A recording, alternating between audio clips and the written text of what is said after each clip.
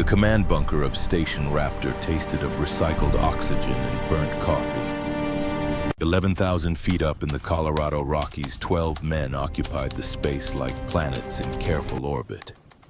They moved with the heavy certainty of men accustomed to physical solutions, their voices calibrated for parade grounds.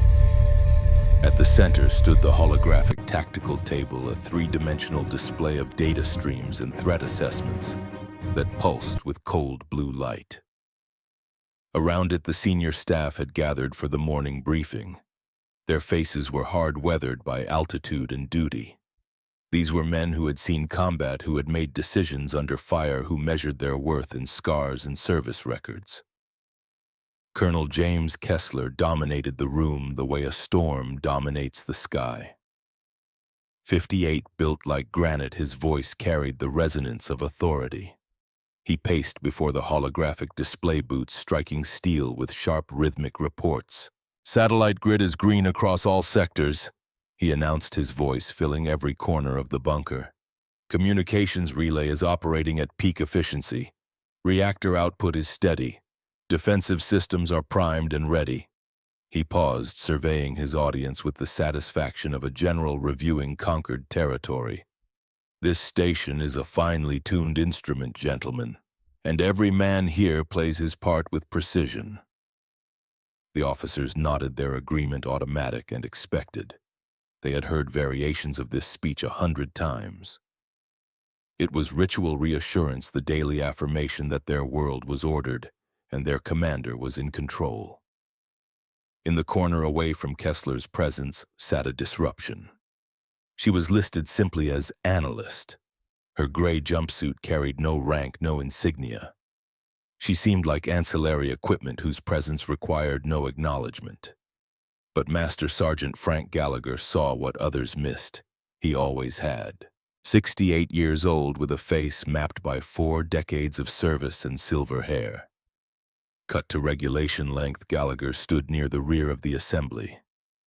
His posture was relaxed but alert, the stance of a man who had survived Delta Force operations by learning to observe without being observed. Master Sergeant Gallagher watched her with professional attention. She never wasted movement. Her fingers moved with surgical precision across the keyboard. She was profoundly still, the coiled stillness of a predator.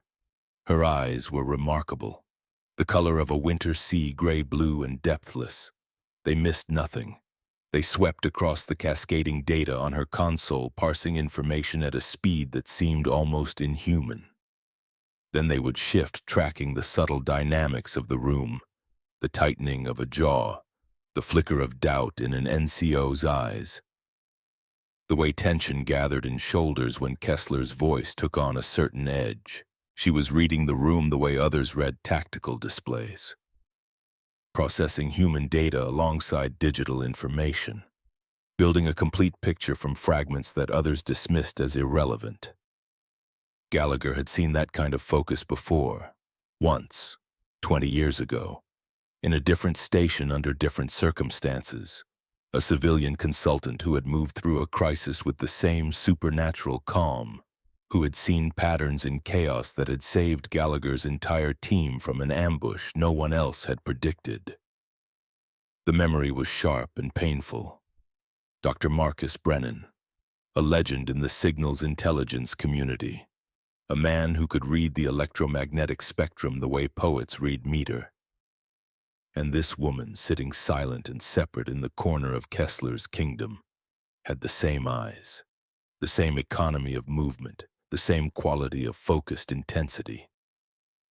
Gallagher had made inquiries, discreet, careful inquiries, the kind that didn't trigger security flags or raise questions. What he'd learned had confirmed his suspicion and deepened his concern. Her name was Dr. Sarah Brennan, 35 years old, PhD in systems engineering from MIT.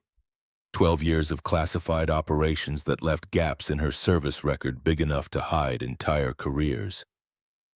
And a designation he'd never encountered before, Protocol Zero authority. When he'd tried to research what that meant, he'd hit walls, not the soft walls of insufficient clearance, but the hard walls of information that existed in a classification tier he hadn't known was possible. All he'd found was a single line in a restricted database: Emergency Contingency Authority for Critical Infrastructure Protection in Scenarios Exceeding Standard Command Parameters, which told him exactly nothing and everything at once. This woman sitting quiet as a ghost in the corner had authority that somehow superseded normal command structure. And Colonel James Kessler, who measured his worth in the weight of his voice and the stars he expected to wear someday, had no idea what was about to unfold. Kessler's voice cut through Gallagher's thoughts. "Sergeant status on personnel rotation. All positions fully manned, sir." Gallagher replied, his voice the gravelly rumble of a man who'd spent too many years breathing dust and gunpowder. "No issues to report." "Good." Kessler's gaze swept the room, and then inevitably it landed on the corner, on her. His expression shifted, irritation flickering across his features like summer lightning. "Who the hell is that?" The question was not curious. It was accusatory, the tone of a man who believed he should know everything that happened in his domain, who viewed the unknown as a personal affront. "New analyst, sir," Gallagher said carefully. "Arrived 72 hours ago. Protocol 0 designation." Kessler's eyes narrowed. "Protocol what?" "0, sir. That's all the manifest said." "Well, she's been sitting in that corner for 3 days doing God knows what. This is a combat readiness station, not a research library." Kessler's voice carried across the room, ensuring everyone heard his displeasure. "I want to know what every person on this mountain is doing and why they're doing it. Clear?" "Yes, sir." But Kessler wasn't finished. His attention remained fixed on Sarah Brennan, and in that moment Gallagher recognized the look. It was the look of a predator who'd identified what he perceived as weakness. A target of opportunity. A chance to reassert dominance through public demonstration. The morning briefing continued, but the energy had shifted. Everyone in the room felt it. Lieutenant Eric Holstrom, a 26-year-old engineer with precise Scandinavian features and the kind of technical brilliance that made him simultaneously invaluable and suspect in Kessler's eyes, shifted his weight uncomfortably. Chief Engineer Vincent Calloway, 45 years old with red hair going gray, and the perpetually worried expression of a man responsible for keeping a nuclear reactor stable at high altitude, found reasons to study his tablet rather than meet anyone's eyes. They all knew what was coming. They'd seen this play before. 3 days later, during the morning briefing, Kessler made his move. The timing was deliberate. Maximum audience, maximum impact. A lesson delivered in front of the assembled staff, a reminder of who held power and who existed at his sufferance. Sarah Brennan sat at her console as she had every morning. 6 screens, active data flowing in streams of numbers and graphs that meant nothing to most of the men in the room. Her posture was perfect, her focus complete. She had not spoken a word since her arrival. Not in briefings, not in the mess hall, not in the corridors. She existed in a bubble of absolute professional silence, which made her the perfect target. "You!" Kessler's voice boomed across the command center. The single syllable was an accusation, a summons, a challenge. "Analyst, stand up." The room went silent. All eyes turned to the corner. Sarah Brennan's head lifted slowly. Her gaze met Kessler's without fear, without deference, without any of the automatic submission that junior personnel typically displayed when addressed by a colonel. It was a look of pure clinical assessment, as if she were examining a specimen under controlled conditions. She stood. The movement was fluid, economical, precise. She was 5'8", athletic without being bulky. Her blonde hair pulled back in a regulation bun that revealed a face of sharp angles and quiet intensity. Her blue-gray eyes held Kessler's without blinking. 3 days you've sat there," Kessler said, his voice pitched for the room. "Staring at your screens, silent as a ghost, taking up space, consuming resources, contributing nothing I can see." He took a step toward her, his physical presence a weapon he wielded with practiced skill. This is a combat readiness station, not a library, not a university research lab. Every man on this mountain has a purpose. They pull their weight. They contribute to the mission. He paused, letting the implication hang in the air that she was not pulling her weight, that her presence was questionable, that her silence was evidence of irrelevance. So I'll ask you directly. Kessler continued, his voice dropping into a register of false reasonableness that was more threatening than his parade ground bellow. What exactly is your function here? What is it you do? Sarah Brennan's expression did not change. Her voice, when it came, was low and crystalline clear. It cut through the heavy air of the bunker like a shard of ice. I monitor for systemic anomalies, sir. And the answer was precise, technical, and utterly unsatisfying to a man who measured value in visible action and quantifiable outputs. Kessler threw his head back and laughed. It was a harsh, dismissive sound calculated to humiliate. He turned to his audience, inviting them to share in the absurdity. Several officers managed weak smiles, more from discomfort than genuine amusement. Systemic anomalies. Kessler repeated, his tone mocking. Gentlemen, do you hear this? We have engineers for that. We have technicians, men with tools in their hands, men who fix things, men who get things done. He turned back to Sarah, his face now inches from hers, invading her space with the casual aggression of a man who had never been challenged. I don't know who you are or what desk jockey sent you up here with your fancy degrees and your silent treatment. But this is my station, my command. Everyone here answers to me, every single person. The smell of stale coffee and self-regard washed over her. But her expression didn't change. Her eyes remained steady, holding his gaze with a composure that was beginning to unsettle him, though he would never admit it. Who's your commanding officer? Kessler demanded. The question was designed to put her in her place, to force her to name some distant department, some bureaucratic entity he could then dismiss as irrelevant to the real work of maintaining station readiness. He expected her to falter.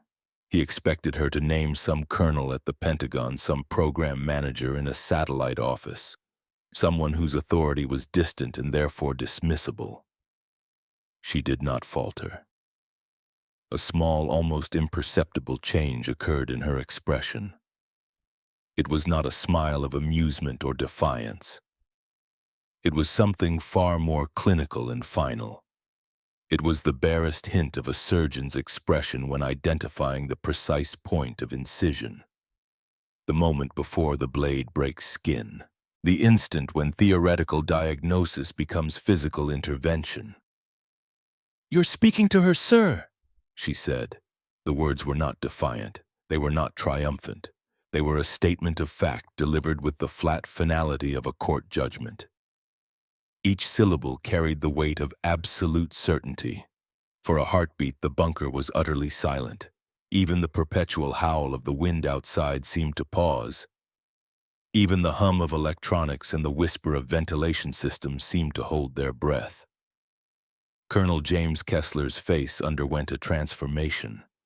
The flush of performative anger froze mid-expression. Confusion warred with disbelief. His mouth opened, then closed. His eyes searched her face for some hint of insubordination, some flicker of a lie, some crack in the absolute certainty he saw there. He found nothing but the calm, unwavering certainty of a winter sea. "What did you say?" he whispered. The parade ground voice was gone. This was the voice of a man whose entire worldview had just been challenged. "My operational mandate is independent, sir." Sarah clarified, her tone unchanged. "In the event of a Protocol Zero contingency where the station's operational integrity is compromised beyond the scope of standard command procedures, authority defaults to me." Kessler stared at her. His mind raced, trying to process what he was hearing, trying to find the flaw in her statement, the bureaucratic loophole he could exploit. But the way she spoke, the absolute confidence in her voice, the complete absence of doubt. It was the voice of someone who knew exactly what authority she held and exactly how far it extended. He straightened up, his physical dominance suddenly inadequate against this quiet, unassuming woman who had just claimed to supersede his command. It was impossible. It was an insult. It violated every principle of military hierarchy he'd spent 4 decades internalizing. Insubordination, he spat, finding his footing again in righteous anger. It was familiar territory, comfortable. You are on report. I'll have you on the first transport off this mountain. We'll see what your mandate says then when you're standing in front of a review board explaining yourself. He turned his back on her, a gesture of ultimate dismissal. The conversation was over. The challenge was rejected. Order would be restored. Briefing's over, he barked at the room. Get to your posts, all of you, now. The officers dispersed with practiced efficiency, careful not to look at Sarah, careful not to look at Kessler. They had witnessed something unprecedented, something that had cracked the foundation of their carefully ordered world. The implications were too large to process in the moment, too dangerous to acknowledge. Sarah Brennan did not react. She did not protest. She did not display fear or anger or frustration. She simply turned her gaze back to her console and sat down. The data streams continued their silent, inexorable flow. She returned to her work as if the confrontation had been nothing more than a minor interruption. But her screens told a different story. Anyone who could read the complex algorithms and predictive models would have seen what she saw. The data was screaming. Numbers were aligning in patterns that spoke of disaster. Solar weather models were showing something extraordinary, something catastrophic. A coronal mass ejection, massive beyond normal parameters, heading directly toward Earth, and the clock was already counting down. Gallagher remained near the back of the room watching. He saw the way Sarah's fingers moved across her keyboard, the way her eyes tracked data with increasing intensity. He saw something else, too, the slight tightening around her mouth, the microscopic shift in posture that spoke of mounting concern. Lieutenant Holstrom, who had been stealing glances at Sarah's console for 3 days out of pure professional curiosity, could no longer contain himself. As the command center emptied, he approached her station with the cautious respect of a junior officer who recognized expertise when he saw it, even if it came from an unexpected source. "Ma'am," he said quietly, his accent carrying the faint precision of his Scandinavian heritage. "Those models you're running, those are predictive cascade scenarios, aren't they?" Sarah glanced at him. It was the first time she'd made direct eye contact with anyone other than Kessler. Holstrom felt the full weight of that gaze, the sense of being evaluated with the same clinical precision she applied to her data. "Yes," she said simply. "I've never seen algorithms structured like that. The parameters you're using for solar-wind interaction with Earth's magnetosphere, they're outside standard models." "Standard models are insufficient for this scenario." Holstrom leaned closer, studying the screens. His eyes widened. "That magnitude, if that's accurate, that's a Carrington-class event, maybe bigger." "It's accurate. Does the colonel know?" "He will, when the data makes it impossible to ignore. Ma'am, with respect, if these projections are correct, we should be implementing emergency protocols now. We should be—" "Lieutenant." Sarah interrupted, her voice still calm but carrying an edge of steel. "Do you think Colonel Kessler would listen if I walked into his office right now with this data?" Holstrom opened his mouth to answer, then closed it. They both knew the answer. "The data will speak for itself," Sarah continued. "In approximately 68 hours. Until then, I'm preparing contingencies. If you want to help, I suggest you familiarize yourself with the station's tertiary cooling systems and the location of the Cold War-era copper conduit network in Section Gamma 7. The copper conduits, those haven't been used in decades. They're not even on the active schematics, which is precisely why they might be our only option when the primary and secondary systems fail. Holstrom stared at her. You're that certain the colonel is going to make the wrong call? I'm certain that in a crisis people default to what they know. Colonel Kessler knows command through dominance. He knows protocol through rigid adherence to established procedures. What's coming isn't something established procedures can handle. So yes, Lieutenant, I'm that certain. Chief Engineer Calloway had been listening from his station nearby. He approached now, his expression troubled. At 45, he'd spent 22 years managing nuclear systems in hostile environments. He knew the difference between theoretical danger and existential threat. Dr. Brennan, he said, using her title for the first time. I pulled your credentials after you arrived. They're impressive and largely redacted, but what I could see suggests you've been involved in some of the most critical infrastructure operations in the last decade. I've done my job, Chief. 3 stations saved from catastrophic failures. 2 of them never made the news. 1 of them would have triggered an international incident if it had gone critical. Calloway paused. You're not here by accident. Someone sent you. Someone who knew something was coming. Sarah regarded him with that same clinical assessment. Do you want the truth, Chief? Always. No one sent me. I requested this assignment 3 months ago when I first identified the solar activity patterns that led to this CME. I've been tracking this event since it was just a statistical anomaly in far-side observations. I knew it would hit Earth. I knew the timing within a 48-hour window. And I knew that Station Raptor was one of 3 installations that wouldn't survive standard protocols. Calloway felt his blood run cold. 3 months. You've known for 3 months. Knowledge without authority is useless. I had to be here in position with my mandate activated when the crisis arrived. Otherwise, I'm just another analyst writing reports no one reads until after people are dead. Like your father, Gallagher said quietly. The room went silent. Sarah's head turned slowly, her gaze finding the master sergeant.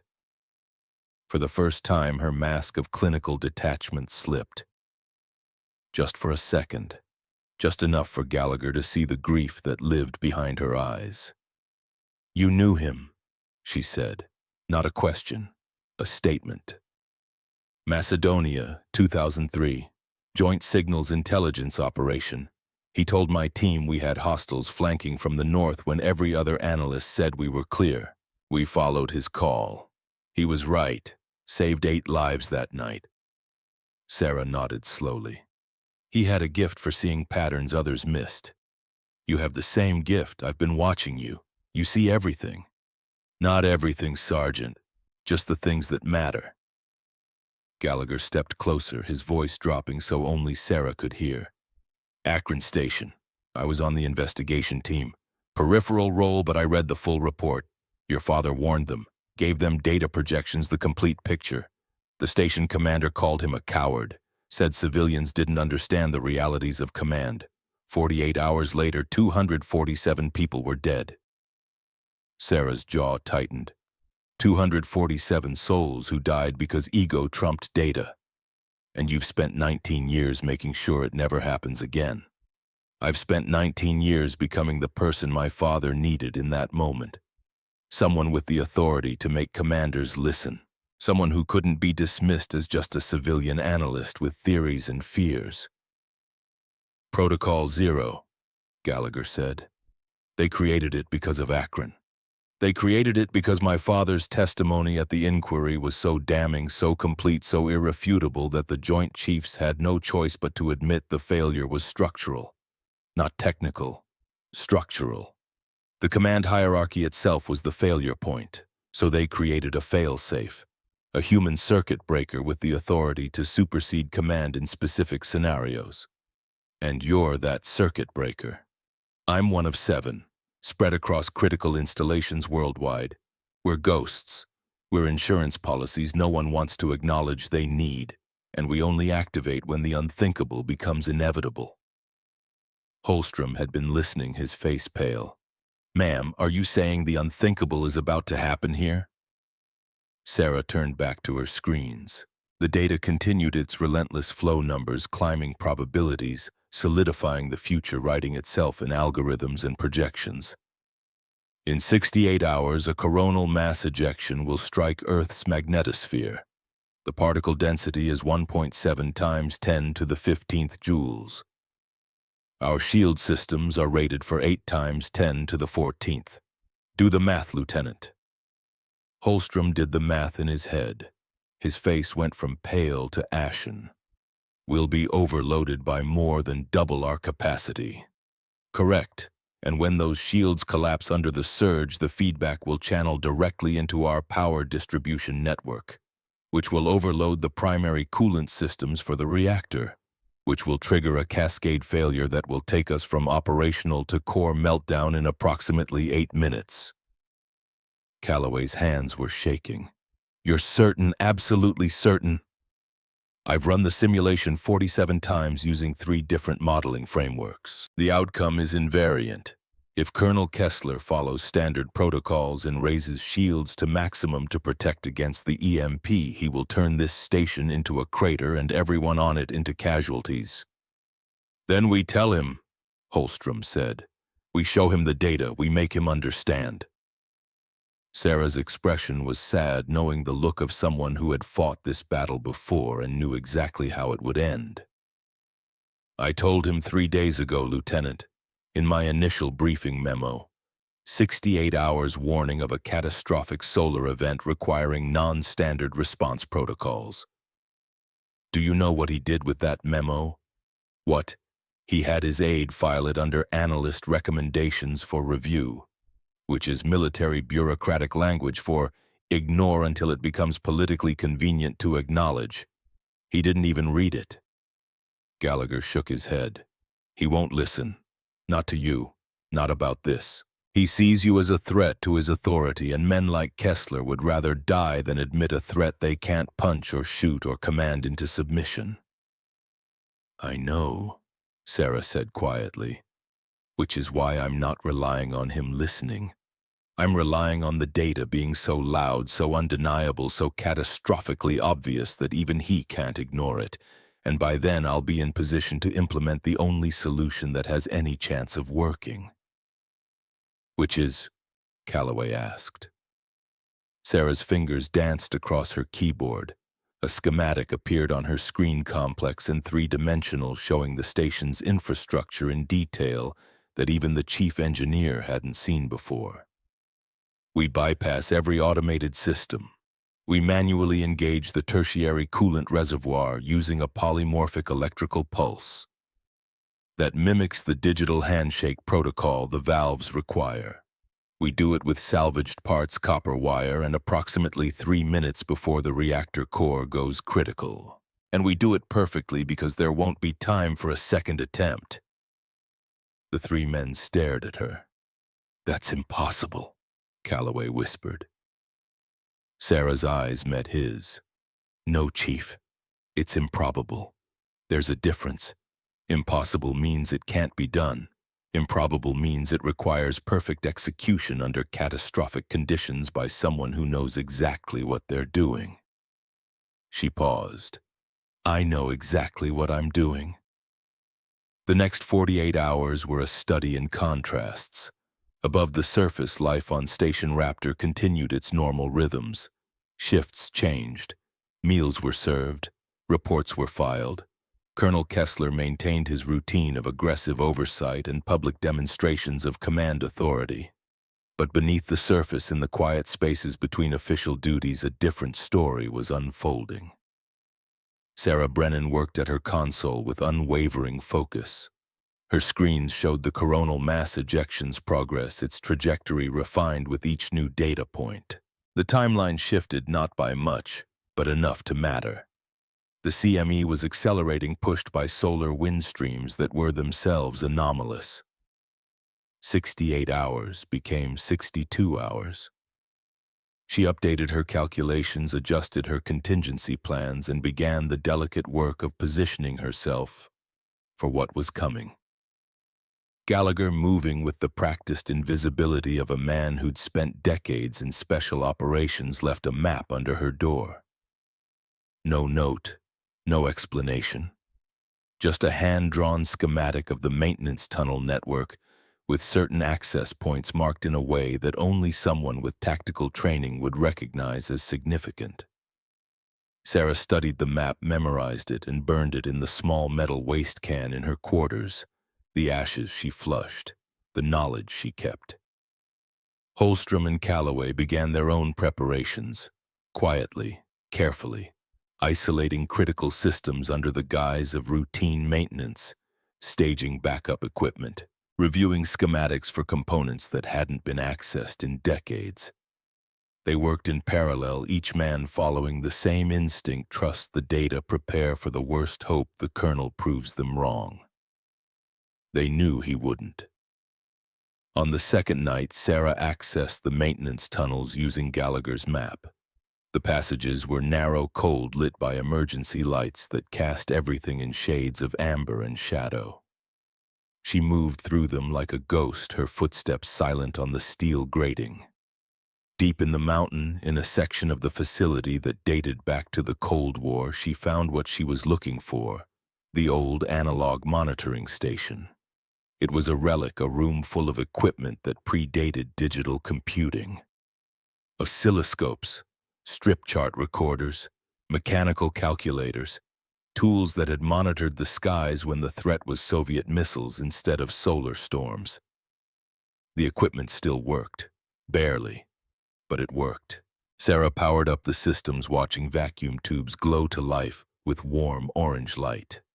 She calibrated the instruments by hand, adjusting dials and setting reference points using protocols she'd learned from her father. Protocols he'd learned from engineers who'd built these systems when reliability mattered more than convenience. The analog station couldn't match the sophistication of modern sensors. But it had one critical advantage: it couldn't be locked out by command override. It couldn't be disabled by administrative order. It existed outside the digital network, independent and immune to interference. From this room, Sarah could monitor the CME's approach even if Kessler cut her access to the main systems. She spent hours there running calculations by hand, pencil and paper, slide rules, logarithmic tables printed on yellowing pages, the mathematics of catastrophe rendered in graphite and ink, the old ways that never lied because they had no capacity for deception. The results confirmed what her digital models had shown. The CME was massive. Its interaction with Earth's magnetosphere would be violent, and Station Raptor was directly in the path of the electromagnetic pulse that would precede the particle storm. Sarah updated her timeline again. 62 hours became 58 hours. She was running out of time.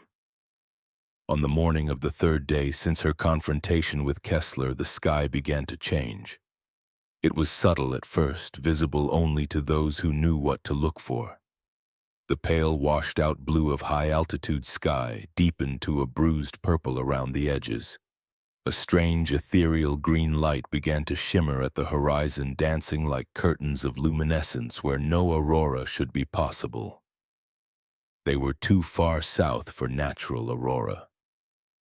The lights should have been confined to latitudes near the Arctic Circle, but here they were visible from the Colorado Rockies, growing brighter with each passing hour.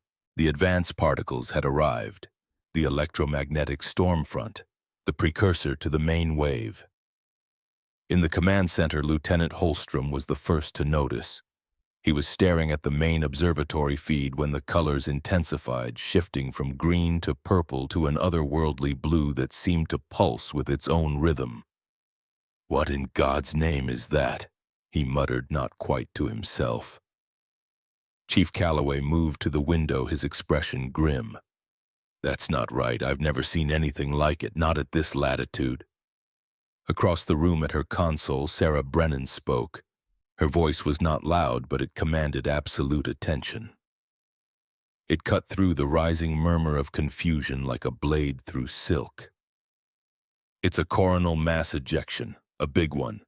It's hitting the magnetosphere now. What you're seeing is the particle impact. The electromagnetic pulse will arrive in 7 minutes. Colonel Kessler, who had been reviewing supply requisitions in his office, stormed back into the command center. His face was red with irritation at the disruption to his routine.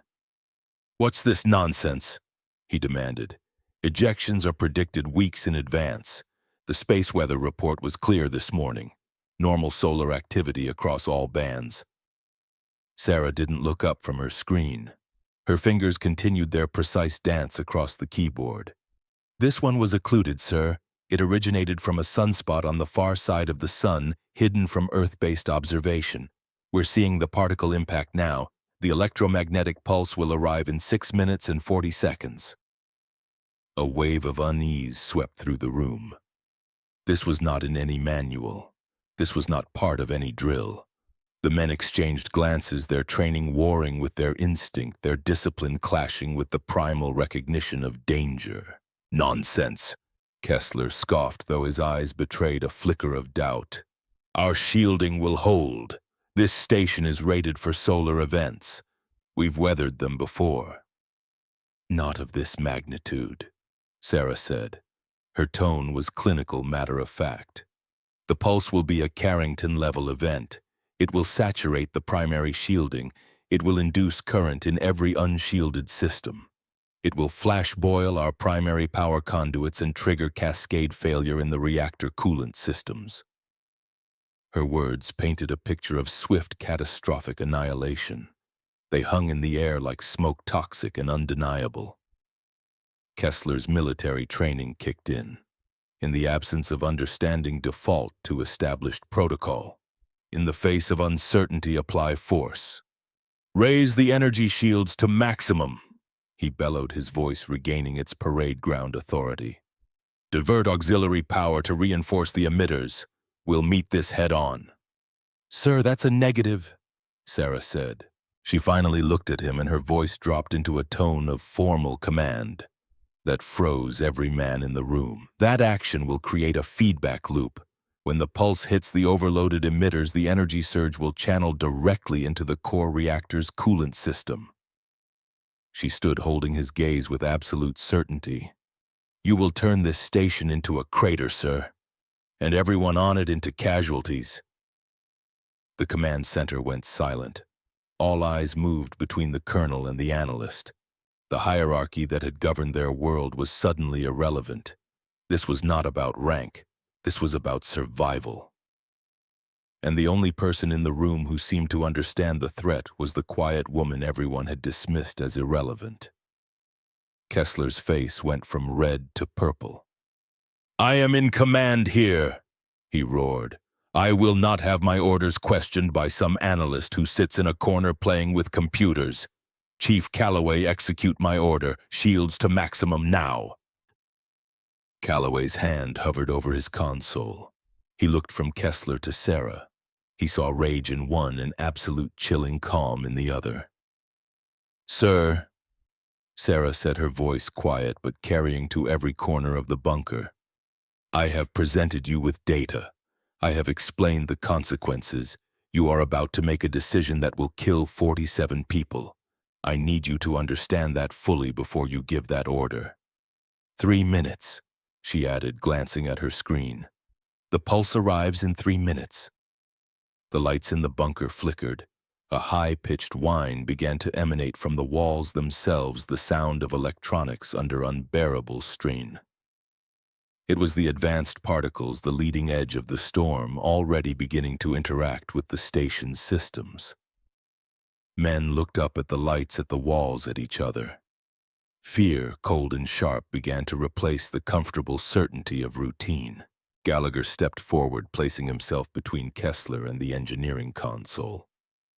"Sir," he said, his voice a low, respectful growl. "Maybe we should hear her out. Give her a chance to explain." "Get out of my way, Master Sergeant," Kessler snapped. He was beyond reason now, operating on pure ego. His authority had been challenged, his judgment questioned, and his response was to double down on the only thing he trusted, his own certainty. He pushed past Gallagher and lunged for the console himself. "If you won't do your job, I'll do it myself." His hand slammed down on the master control, engaging the protocol to divert auxiliary power to the shield emitters. On the main holographic display, a schematic of the station lit up. Red lines snaked from the auxiliary generators toward the shield emitters like arterial flow. Power level indicators spiked deep into the red zone, climbing past safety thresholds, past design limits, into territory that made Calloway's face go pale. Kessler turned to face Sarah, his chest puffed with vindication. "See," he sneered. "Problem solved. That's what real command looks like. Decisive action, not hand-wringing and computer models." Sarah watched him. Her face was a blank slate, empty of judgment, empty of emotion, but her eyes held something profound and terrible. A kind of sorrowful finality, the look of a surgeon who knows the patient is beyond saving, who must simply document the decline with clinical precision. "1 minute, sir," she said quietly. 58 seconds until the electromagnetic pulse arrives." And then, as if summoned by her words, the world ended. There was no sound at first, only light. A silent, blinding wave of pure white energy that washed over the mountain like the breath of God. For a fraction of a second, every screen in the bunker went supernova, bright, brilliant, beyond bearing, brighter than any light meant for human eyes. Then they died. Every screen, every monitor, every display. They died in a shower of sparks, circuits, frying components, melting the careful electronic infrastructure of the station, collapsing like a house of cards in a hurricane. The overhead lights exploded. Glass rained down in glittering shards. The high-pitched whine from the walls rose to an unbearable shriek, and then cut out, plunging the room into absolute darkness and a deafening silence. For 3 heartbeats there was nothing. No light, no sound, just the shocked gasps of men who had just witnessed the impossible. Then the emergency lights flickered to life. Red and sparse, they painted the scene in hellish illumination. The air was thick with the acrid smell of fried circuits and ozone. A klaxon began to blare, a panicked, stuttering cry that spoke of systems pushed beyond failure. "Core temperature rising," a voice screamed from the engineering pit. "Coolant pumps are offline. Repeat, we have no coolant flow." Panic erupted, cold and sharp and absolute. Men who had trained for every contingency found themselves facing something no training had prepared them for. They shouted, they ran in the dark, their discipline dissolving in the face of unprecedented catastrophe. Colonel Kessler stood frozen, his face illuminated by the strobing red emergency lights. The sneer of triumph was gone, replaced by slack-jawed horror. He had done exactly what she said he would do. Every prediction, every warning, every careful explanation had been proven correct in the most catastrophic way possible. His authority, so loud and absolute moments before, evaporated into the smoke-filled air. He was just a man in the dark now. A man who had just killed everyone on the mountain through pride and ignorance and the arrogant certainty that he knew better than the data. Into this chaos, a new sound emerged. Calm, measured, purposeful. Footsteps. Sarah Brennan rose from her console. The time for observation was over. The time for stillness had passed. What remained was action, pure and focused and driven by a discipline that went deeper than fear. In the red, strobe-lit darkness she moved. Not like a person, but like a force of nature. Every step had purpose, every movement was economical. There was no hesitation, no wasted energy, no doubt. She was the only calm point in a universe of chaos. And every man in that bunker, in that moment of absolute crisis, turned toward her, like drowning men toward a life raft. Her voice cut through the panic like a surgical blade. "Kill the main breaker, now!" It was not loud. It did not need to be. It was the voice of pure, undiluted competence, the voice of someone who knew exactly what needed to be done and exactly how to do it. Chief Calloway, shaken from his stupor, scrambled to obey. A heavy thud echoed through the bunker as the main power grid was physically disconnected. The screaming klaxon died. The silence that followed was heavier, more terrifying than any alarm. "Reactor core is at 70% of thermal limit," came a strained voice from the engineering pit. "Meltdown in 12 minutes.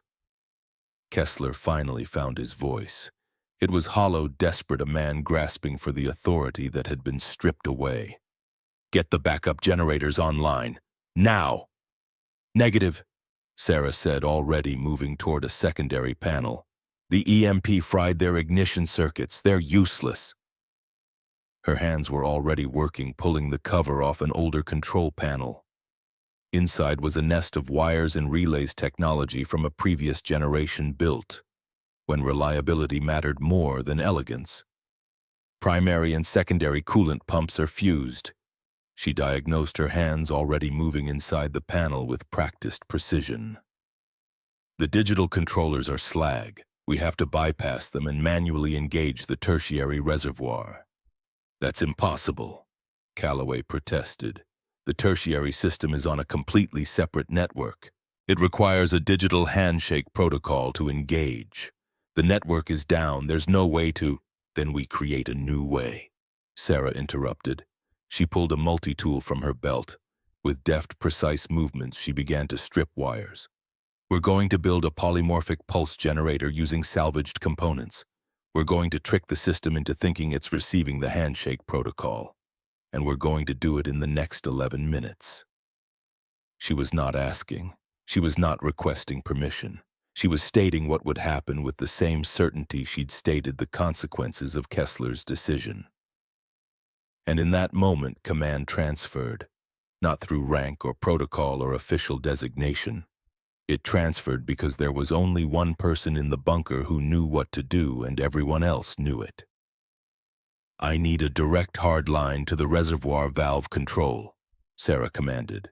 "Lieutenant Holstrom, find me the schematics for the old copper conduits in section Gamma 7. They were installed as a physical failsafe in the original construction." "Move." Holstrom ran.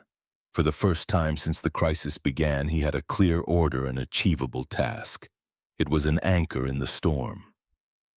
Sarah's hands became a blur. She was not just repairing systems, she was rewriting them, building a new nervous system for the station out of the corpse of the old one. Cannibalizing relays from 3 different dead systems, twisting wires with practiced precision, creating something that had never existed before and would only exist once. "Core temperature at 80%, the engineer reported, his voice tight with fear. 9 minutes to critical." Holstrom returned breathless, unrolling a dusty yellowed blueprint. "Section Gamma 7, ma'am. Copper conduits installed 1985 during the original Cold War construction." Sarah glanced at the blueprint for less than a second. Her mind absorbed the complex diagram, instantly processing pathways and junction points with the speed of a computer and the intuition of an artist. "There," she said, pointing to a junction box on the far side of the room. "Pry it open. 3 leads inside, red, green, black. Strip them and get them ready." 2 men jumped to the task, working with frantic energy born of desperation and hope. Sarah continued her work. Her fingers moved with surgical precision, building a circuit that existed nowhere in any manual, that violated a dozen safety protocols, that would work exactly once or not at all. This was the moment her entire life had prepared her for.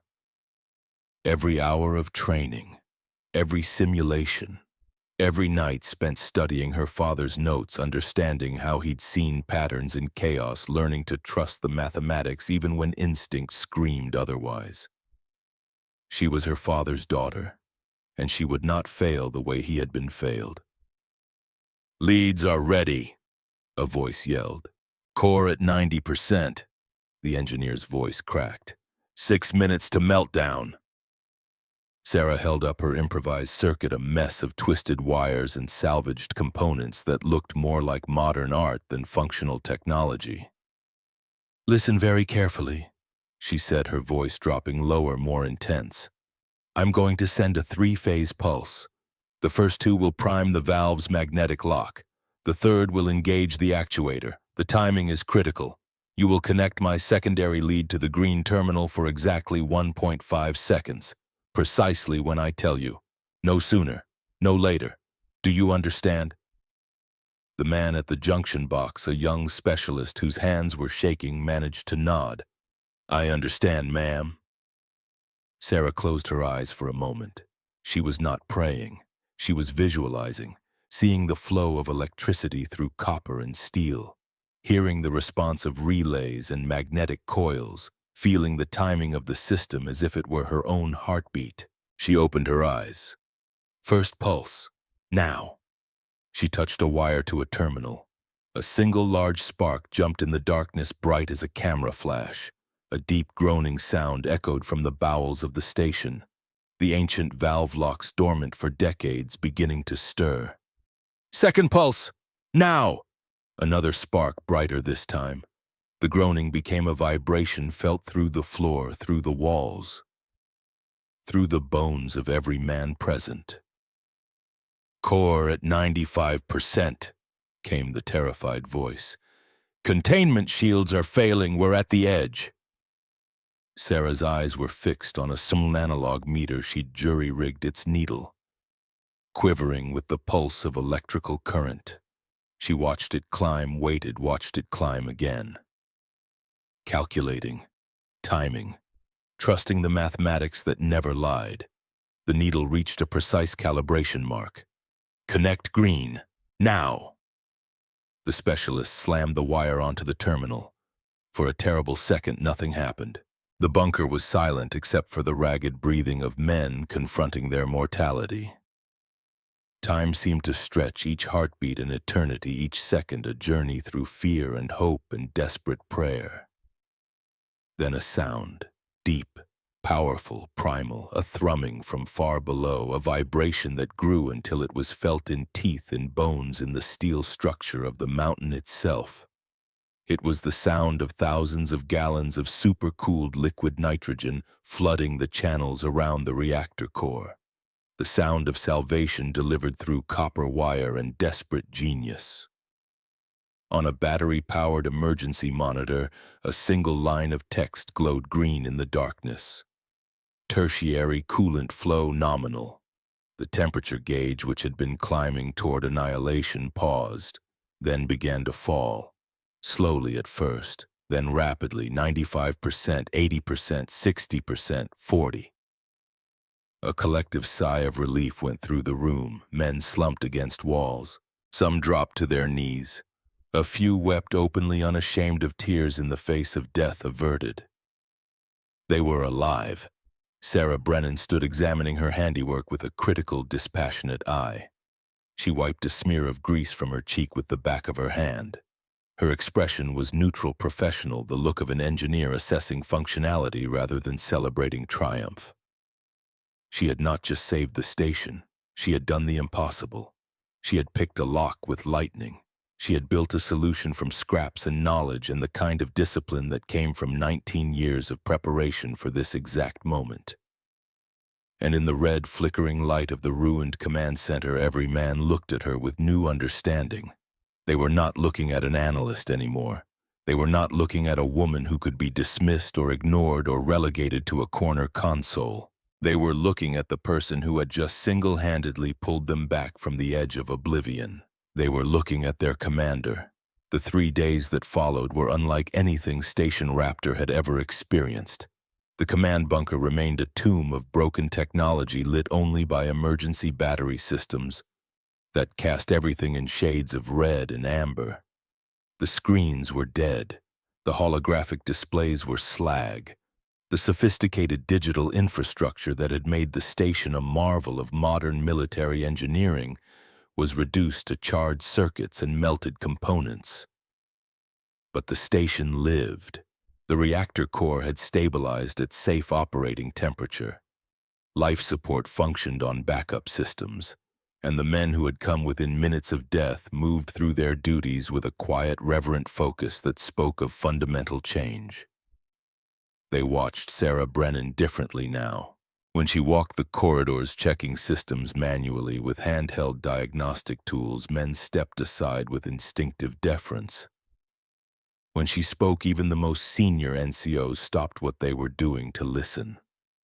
Her silence was no longer dismissed as weakness. It was understood as the mark of someone who spoke only when words mattered, who wasted nothing, not even breath. The jury-rigged tertiary cooling system she'd built from salvaged parts continued to function with improbable reliability. Chief Calloway had examined it with the wonder of a man confronting a miracle. The polymorphic pulse circuit shouldn't have worked. The timing tolerances were absurd. The salvaged components were from 3 incompatible systems. But it worked because Sarah Brennan had built it with a precision that transcended the limitations of the available materials. She had rewritten the laws of possibility through sheer competence.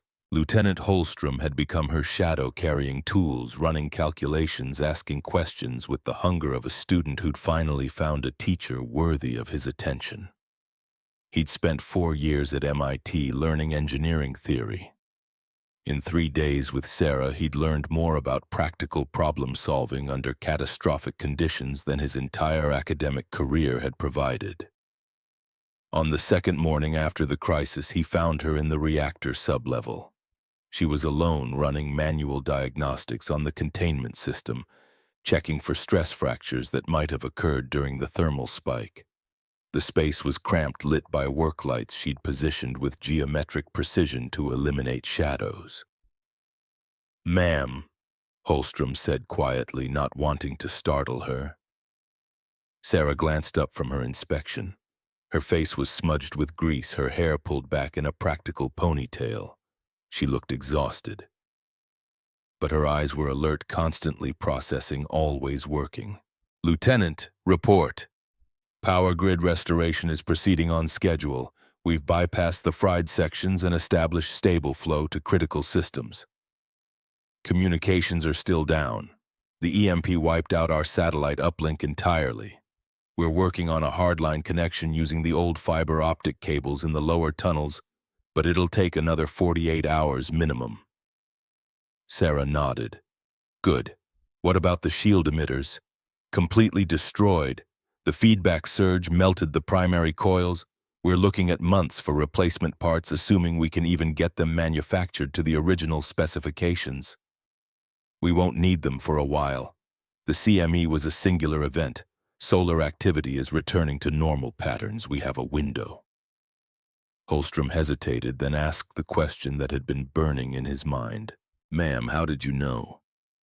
How were you so certain about every detail, the timing, the cascade sequence, the exact failure points?" Sarah set down her diagnostic tool and looked at him directly.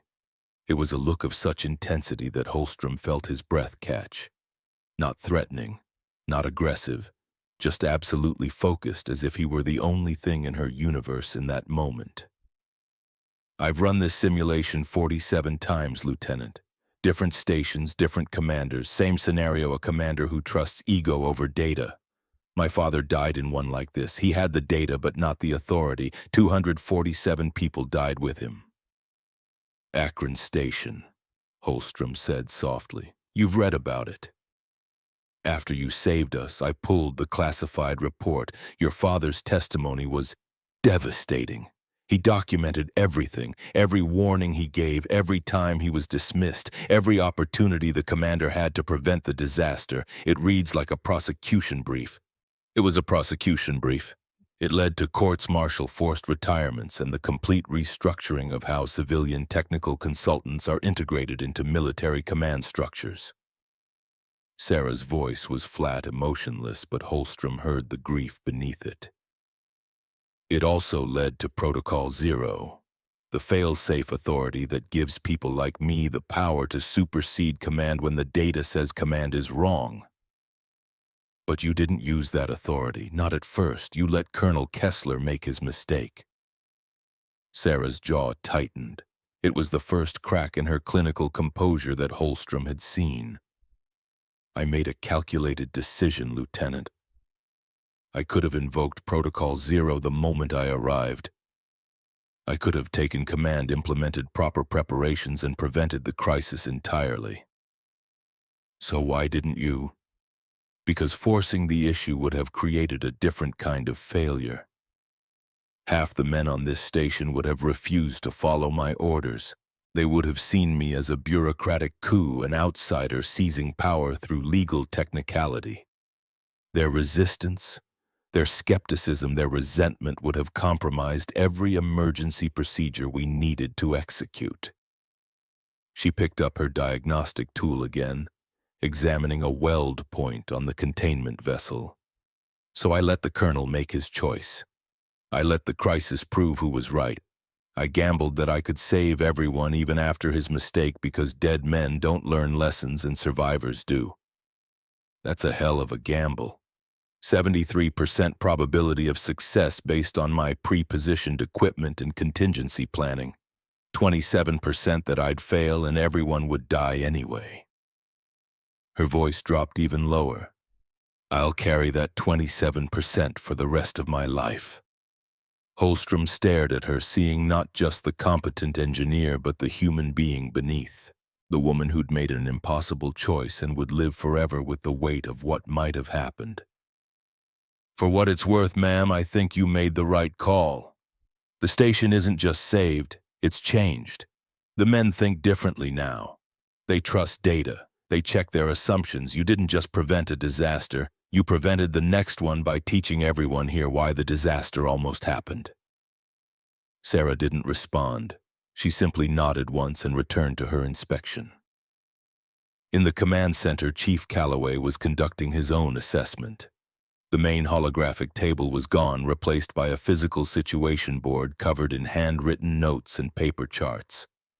It was a throwback to an earlier era of command when situational awareness came from grease pencils and acetate overlays rather than three-dimensional projections. He found himself preferring it.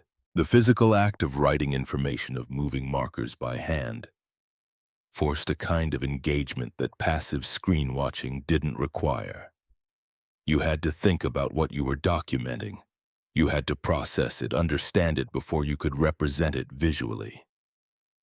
Master Sergeant Gallagher stood beside him, updating the power distribution diagram with practiced precision. The old soldier worked in silence, his movements economical and sure. "She's something else," Calloway said quietly, not looking up from his own work. "That she is. I've been a nuclear engineer for 22 years. I've worked with some brilliant people, but I've never seen anyone do what she did. The speed of her diagnosis, the improvisation, the absolute certainty of her execution. It was like watching someone work from muscle memory on a problem they'd never actually encountered before." Gallagher smiled slightly. "Her father was the same way. I watched him redirect an entire tactical operation based on a signal pattern he'd seen for maybe 30 seconds.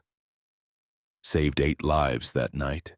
He had this ability to see the whole picture from fragments, to extrapolate from insufficient data and be right anyway." She mentioned him, said he died on Akron Station. He did, and she spent every day since making sure his death meant something. Protocol Zero exists because of his testimony. She exists as its implementation. She's the living embodiment of her father's final lesson. Calloway set down his marker, which is that being right isn't enough, that knowledge without authority is just academic exercise, that if you're going to save lives in a crisis, you need both the competence to know what to do and the power to make people do it. She has both now. She always had both. She just waited until we were ready to accept it. The door to the command center opened. Colonel Kessler entered, and the temperature in the room seemed to drop 10 degrees. He looked like he'd aged a decade in 3 days. His uniform was impeccable, pressed and proper, but his face carried the weight of catastrophic failure. His eyes were haunted. He'd spent the last 72 hours confined to his quarters by his own choice, not under arrest, not formally relieved, but removed from the daily operations of the station by the simple fact that no one was asking for his orders anymore. Command had transferred not through official channels but through the organic recognition that he was no longer the person anyone wanted making decisions. "Chief," Kessler said, his voice subdued. "Status report." Calloway straightened. Old habits died hard. "Sir, life support stable on backup systems. Reactor core maintaining safe temperature on tertiary cooling. Power grid partially restored. Communications still down but expected online within 2 days. No casualties. Station is damaged but operational." Kessler nodded slowly. He looked at the physical situation board, at the handwritten notes and manual tracking systems that had replaced the sophisticated technology his decision had destroyed. "Where is Dr. Brennan?" "Reactor sublevel, sir, running structural assessments." "I need to speak with her." Gallagher exchanged a glance with Calloway. "Sir, perhaps it would be better to wait until—" "I need to speak with her, Sergeant, now." There was no anger in Kessler's voice, no authority, just something that sounded like desperation or possibly the need for confession. The voice of a man who needed to face what he'd done while he still had the courage. Gallagher led him down through the maintenance levels to the reactor sublevel. The corridors were narrow here, the ceilings low. This was the working guts of the station, all exposed conduits and access panels and the constant low hum of machinery keeping critical systems alive. They found Sarah exactly where Holstrom had left her. She was on her back beneath a section of coolant piping, examining welds with a high-intensity light. Only her legs were visible, extending from beneath the massive pipes. "Dr. Brennan," Gallagher announced, "you have a visitor." Sarah slid out from beneath the pipes with practiced ease. She saw Kessler and her expression didn't change. No judgment, no satisfaction, just clinical neutrality, as if he were another system requiring assessment. She stood wiping her hands on a rag. "Colonel." Kessler struggled for words. "You were right. About everything. The CME, the cascade, the timeline, every detail." He paused. "I didn't listen. I thought experience trumped data. I was wrong. My mistake nearly killed 47 people." Sarah watched him with those winter sea eyes. "Yes, sir, it did. I don't expect forgiveness. I don't deal in forgiveness, Colonel. I deal in data. The data says you made a mistake under conditions of incomplete information and cognitive bias. The data also says that during the crisis, when your authority became irrelevant, you followed technical instructions with precision. You held the schematic steady. You provided light when I needed it. You contributed to the solution even after causing the problem." Kessler looked surprised. "You noticed that?" "I notice everything, sir. It's my function." "Why didn't you stop me? You had the authority, Protocol Zero. You could have invoked it before I raised the shields. You could have prevented the whole disaster." Sarah set down the rag.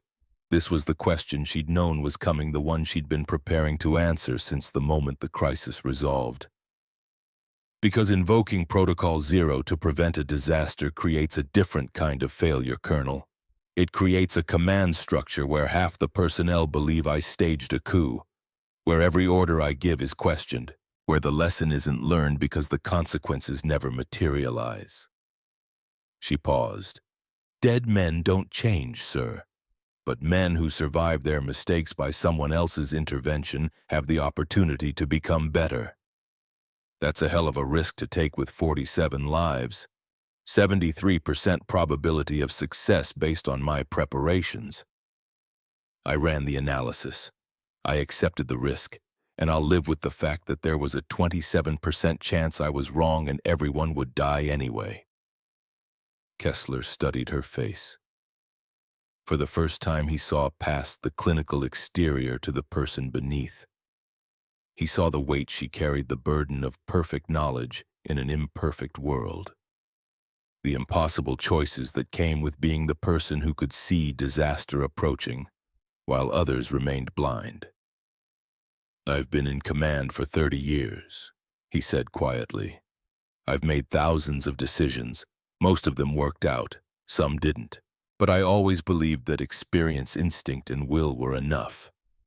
That leadership was about being strong enough to make the hard calls and committed enough to see them through." "That's not wrong, sir. It's incomplete." "How so?" "Leadership without data is just well-intentioned guessing. Data without leadership is just academic exercise. You need both. The wisdom to listen and the courage to act. The humility to admit when you're wrong and the strength to implement solutions anyway." Kessler nodded slowly. "Your father, Akron Station. I read the report after this. He tried to tell his commander the same thing you told me." "He did. And that commander made the same mistake I did." "Yes, sir, except the people on Akron Station didn't have someone with Protocol Zero authority and pre-positioned contingency plans. They just died, all 247 of them, including my father." The words hung in the air, heavy with loss and legacy and the terrible mathematics of preventable tragedy. "I'm sorry," Kessler said, and he meant it. Perhaps for the first time in his career, apology came without caveat or excuse. "I'm sorry you lost your father that way. I'm sorry I nearly repeated his commander's mistake. And I'm sorry it took a near disaster for me to understand what you were trying to tell me." Sarah's expression softened fractionally. "Sir, I have a transmission ready for General Webb. Complete audio and visual log of the incident, biometric data, technical timeline, everything that happened from my arrival to crisis resolution. It transmits as soon as communications are restored." "I know. I deserve whatever comes from that." "What comes from that is the truth, Colonel. Nothing more, nothing less. The data will show your mistake and my intervention. It will show that you helped during the crisis even after your authority became irrelevant. It will show the complete picture." "Why are you telling me this?" "Because you asked why I didn't stop you earlier. Because you came down here to face what you did instead of hiding from it. Because the man who helps fix the problem he created is not the same as the man who created the problem. The data shows growth, sir, and growth matters." Kessler stood silent for a long moment. Then slowly he drew himself to attention and rendered a formal salute. Not the perfunctory gesture of daily routine, but the full, precise salute given to superior officers and fallen heroes. Sarah returned it with equal precision. When Kessler left, Gallagher remained. He waited until the colonel's footsteps faded in the distance before speaking. "That was kind, what you said to him. It was accurate. Kindness doesn't factor into my assessments." "Bullshit, ma'am.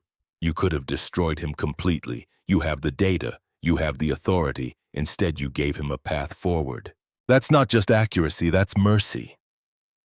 Sarah picked up her diagnostic tool, preparing to slide back under the coolant pipes. "Mercy is just optimal resource allocation, Sergeant. A destroyed commander is useless. A humbled commander who learns from failure and applies those lessons to training the next generation has value. I optimized for value." Gallagher smiled. "You know, your father used to say the same kind of thing. Claimed he was just following the data, just optimizing for mission success. But I watched him with young analysts. Watched him teach them, encourage them, build their confidence. He cared, ma'am. He just hid it behind mathematics and logic." Sarah paused before sliding under the pipes. "Did he ever talk about me when you knew him?" "All the time.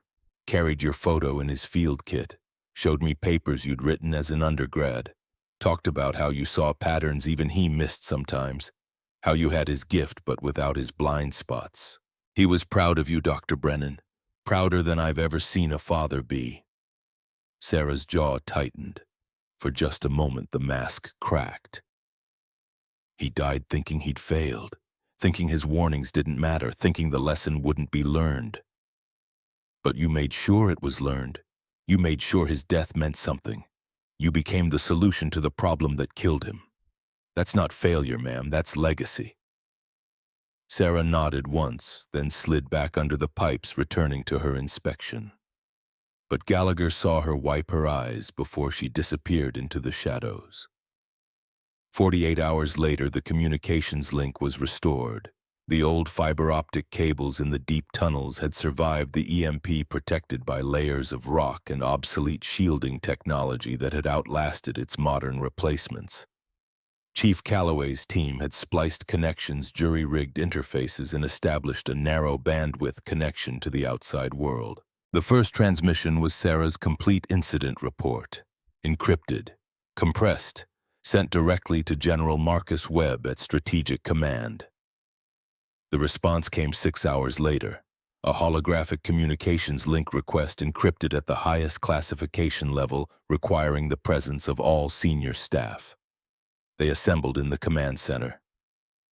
The physical situation board had been moved aside to make room for a portable holographic projector that Holstrom had cobbled together from surviving components. The image quality was poor, flickering and low resolution, but functional. When the link activated, General Webb's image materialized in the center of the room. He was 62 years old, with silver hair cut military short and a face that had seen every kind of crisis the modern world could produce. His expression was granite unreadable. "Colonel Kessler, Dr. Brennan, senior staff, I've reviewed the complete incident log." His voice was flat, giving nothing away. "Colonel, your report, please." Kessler stood at attention. He'd prepared for this moment, had written and rewritten his statement, had rehearsed the words until they felt like truth, even though they were strategic omissions designed to salvage what remained of his career. "Sir, we were struck by an unforeseen catastrophic solar event, an electromagnetic pulse of unprecedented magnitude. It overwhelmed our defensive systems and triggered a cascade failure in the reactor cooling network. Through coordinated team effort and decisive action, we were able to implement emergency protocols and avert core meltdown. The station sustained significant damage but remains operational with no casualties." Webb listened without interruption. When Kessler finished, the general's expression didn't change. "Interesting account, Colonel. Very interesting." He paused. "Now let's discuss what actually happened." The temperature in the command center seemed to drop. Every man present felt it, the shift from formal debriefing to something far more serious. General Webb's holographic image flickered slightly, but his eyes remained fixed on Colonel Kessler, with the intensity of a prosecutor presenting evidence to a jury. "Sir, I don't understand," Kessler began. "The final data packet transmitted from Station Raptor before the EMP blackout was a complete system log." Webb interrupted. His voice carried the weight of absolute authority, the kind that came from 4 decades of service and the stars on his shoulders. "It contains audio recordings from the command center's internal monitoring system, video from security cameras, biometric data from every crew member's fitness tracker, and a complete technical timeline of every system interaction for the 72 hours preceding the incident." Webb's image gestured and a secondary holographic display appeared beside him. Data streams began flowing, timestamps marking specific moments. The log shows Dr. Sarah Brennan arriving at Station Raptor 96 hours before the coronal mass ejection impact. It shows her submitting a formal briefing memo to your office detailing the projected solar event, its magnitude, its timeline, and specific recommendations for non-standard protective protocols. The display showed a document, Sarah's precise technical language outlining every detail of what would unfold. "It shows you routing that memo to your aide with instructions to file it under analyst recommendations for review," Webb continued, "which is military bureaucratic language for ignore indefinitely. The log shows you never read it, Colonel." Kessler's face went pale. Around the room, officers shifted uncomfortably. The log then shows a confrontation in the command center where you publicly questioned Dr. Brennan's purpose and function, where you demanded to know her commanding officer, where she informed you that you were speaking to her citing Protocol Zero authority. Webb's expression hardened further. It shows you dismissing this authority, threatening her with removal from the station, confining her to quarters pending verification of credentials you had no intention of verifying. The data streams continued scrolling, audio timestamps, video markers. The complete record of Kessler's decisions laid bare in unforgiving detail. And then, Colonel, it shows the electromagnetic pulse arrival. It shows you against Dr. Brennan's explicit technical warning personally overriding safety protocols to raise shield power to maximum. It shows you doing the exact thing she predicted would cause catastrophic cascade failure. The exact thing that nearly turned this station into a crater and every soul on it into a casualty statistic. Webb paused, letting the words sink in. The holographic display shifted, showing biometric data, heart rates, respiration, stress indicators. During the crisis, Dr. Brennan's heart rate never exceeded 68 beats per minute.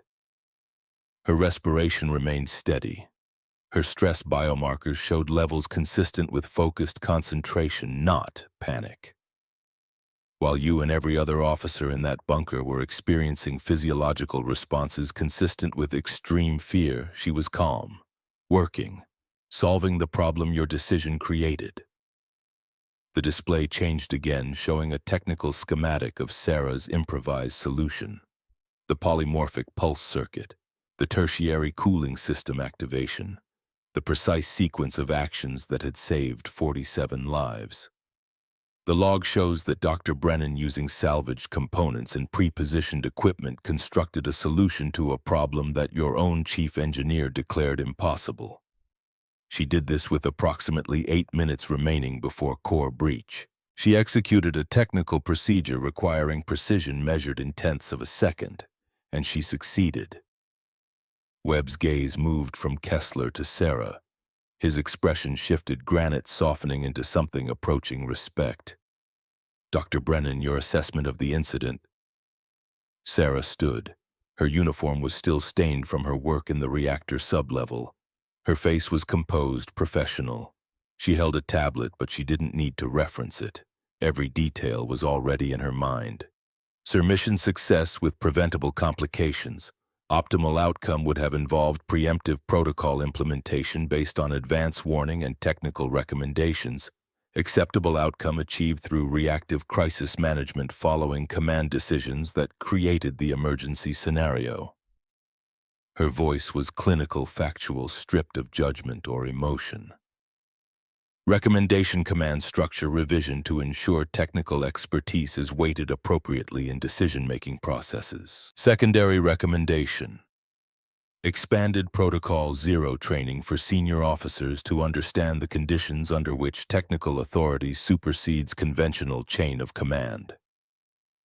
Casualties? Webb asked. 0, sir. Equipment damage. Primary shield emitters destroyed. Main power grid damaged. Digital control systems across multiple networks fried by electromagnetic pulse. Estimated repair timeline 6 to 8 months with full component replacement.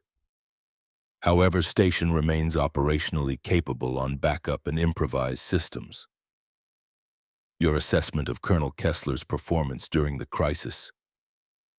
This was the moment. Every man in the room held his breath.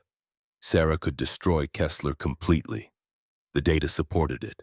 The authority was hers. One word from her and his career was over, not just in practice, but in official record. Sarah's eyes met Kessler's for a brief moment. Then she looked back at Webb.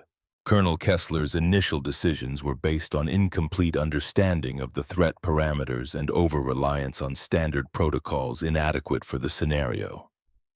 However, once the crisis was undeniable, he provided material assistance during the technical intervention. He maintained order when panic threatened to compromise the solution. He followed complex technical instructions with precision despite having no background in the required engineering disciplines. She paused, choosing her next words carefully. The data shows failure in the decision-making phase and competent support in the execution phase. The complete picture indicates a commander who made mistakes under conditions of uncertainty but retained the capacity to be useful once the nature of the crisis became clear. It wasn't an exoneration, but it wasn't a complete condemnation either. It was exactly what she'd promised Kessler, the truth complete and unvarnished. Webb absorbed this, his expression unreadable. Then he turned his full attention back to Kessler. Colonel James Kessler, you are hereby relieved of command of Station Raptor effective immediately. You will be transferred to Systems Analysis Training Command at Fort Meade. There you will undergo comprehensive retraining in technical decision-making, data interpretation, and integration of specialist expertise into command structures. Kessler stood rigid, his face a mask of controlled devastation. This is not a punishment disguised as education, Colonel. This is education disguised as mercy. You are a decorated officer with 30 years of service. You have combat experience, leadership capability, and the respect of men who served under you. But you have a fatal flaw. You trust your instincts over data. You value your experience over expertise. You measure worth in volume and certainty rather than precision and humility. Webb's voice softened slightly, not in kindness, but in the recognition of shared humanity. Dr. Brennan could have let you die, Colonel. She could have invoked Protocol Zero the moment she arrived and prevented the entire crisis. Instead, she let you make your mistake, prepared for the consequences, and saved everyone anyway. She gave you a gift, the opportunity to learn from failure while everyone survives. Most men don't get that gift. Most men just die and the lesson dies with them. Kessler's throat worked. I understand, sir. Do you? Because I knew another commander once. Decorated, experienced, confident. He ignored a civilian analyst's warning about a containment field failure. 247 people died when Akron Station exploded. That analyst was Dr. Marcus Brennan. The woman standing in front of you is his daughter. The revelation hit the room like a shockwave. Officers who hadn't known the connection suddenly understood the weight of what had transpired. This wasn't just a crisis averted. This was history repeating itself with a different ending. You had every chance to listen, Colonel. Dr. Brennan gave you data-time technical recommendations. You chose ego. And the only reason you're not dead, the only reason this isn't Akron Station 2.0, is because she spent 19 years making sure she had the knowledge, the authority, and the preparation to save people from commanders exactly like you. Webb let that sink in. Then his tone shifted to formal command authority. You'll spend the next 2 years at Fort Meade learning what Dr. Brennan tried to teach you. You'll study systems analysis, you'll learn to read technical data, you'll understand the limitations of instinct and the power of mathematics. And then if you prove capable of integrating that knowledge with your command experience, you'll be reassigned to a training role. You'll teach the next generation of officers why ego is a tactical liability, why data matters, why listening to experts isn't weakness. Kessler saluted. His hand was steady despite everything. Understood, sir. Thank you for the opportunity. Don't thank me, Colonel. Thank Dr. Brennan. She's the one who gave you the data point showing you helped during the crisis. Without that, you'd be facing a court-martial instead of a classroom. Webb's attention shifted fully to Sarah now. The granite expression softened into something approaching warmth, though warmth filtered through 4 decades of military discipline. Dr. Sarah Brennan, your Protocol Zero designation is hereby converted to permanent command authority for Station Raptor. This is a battlefield commission with full rank and authority. The Joint Chiefs have reviewed the incident log and unanimously approved the conversion. Sarah's expression didn't change, but something flickered in her eyes. Surprise, perhaps, or the weight of responsibility settling onto shoulders already accustomed to burden. Sir, I need to note that I'm not a line officer. I don't have conventional command training or experience in personnel management.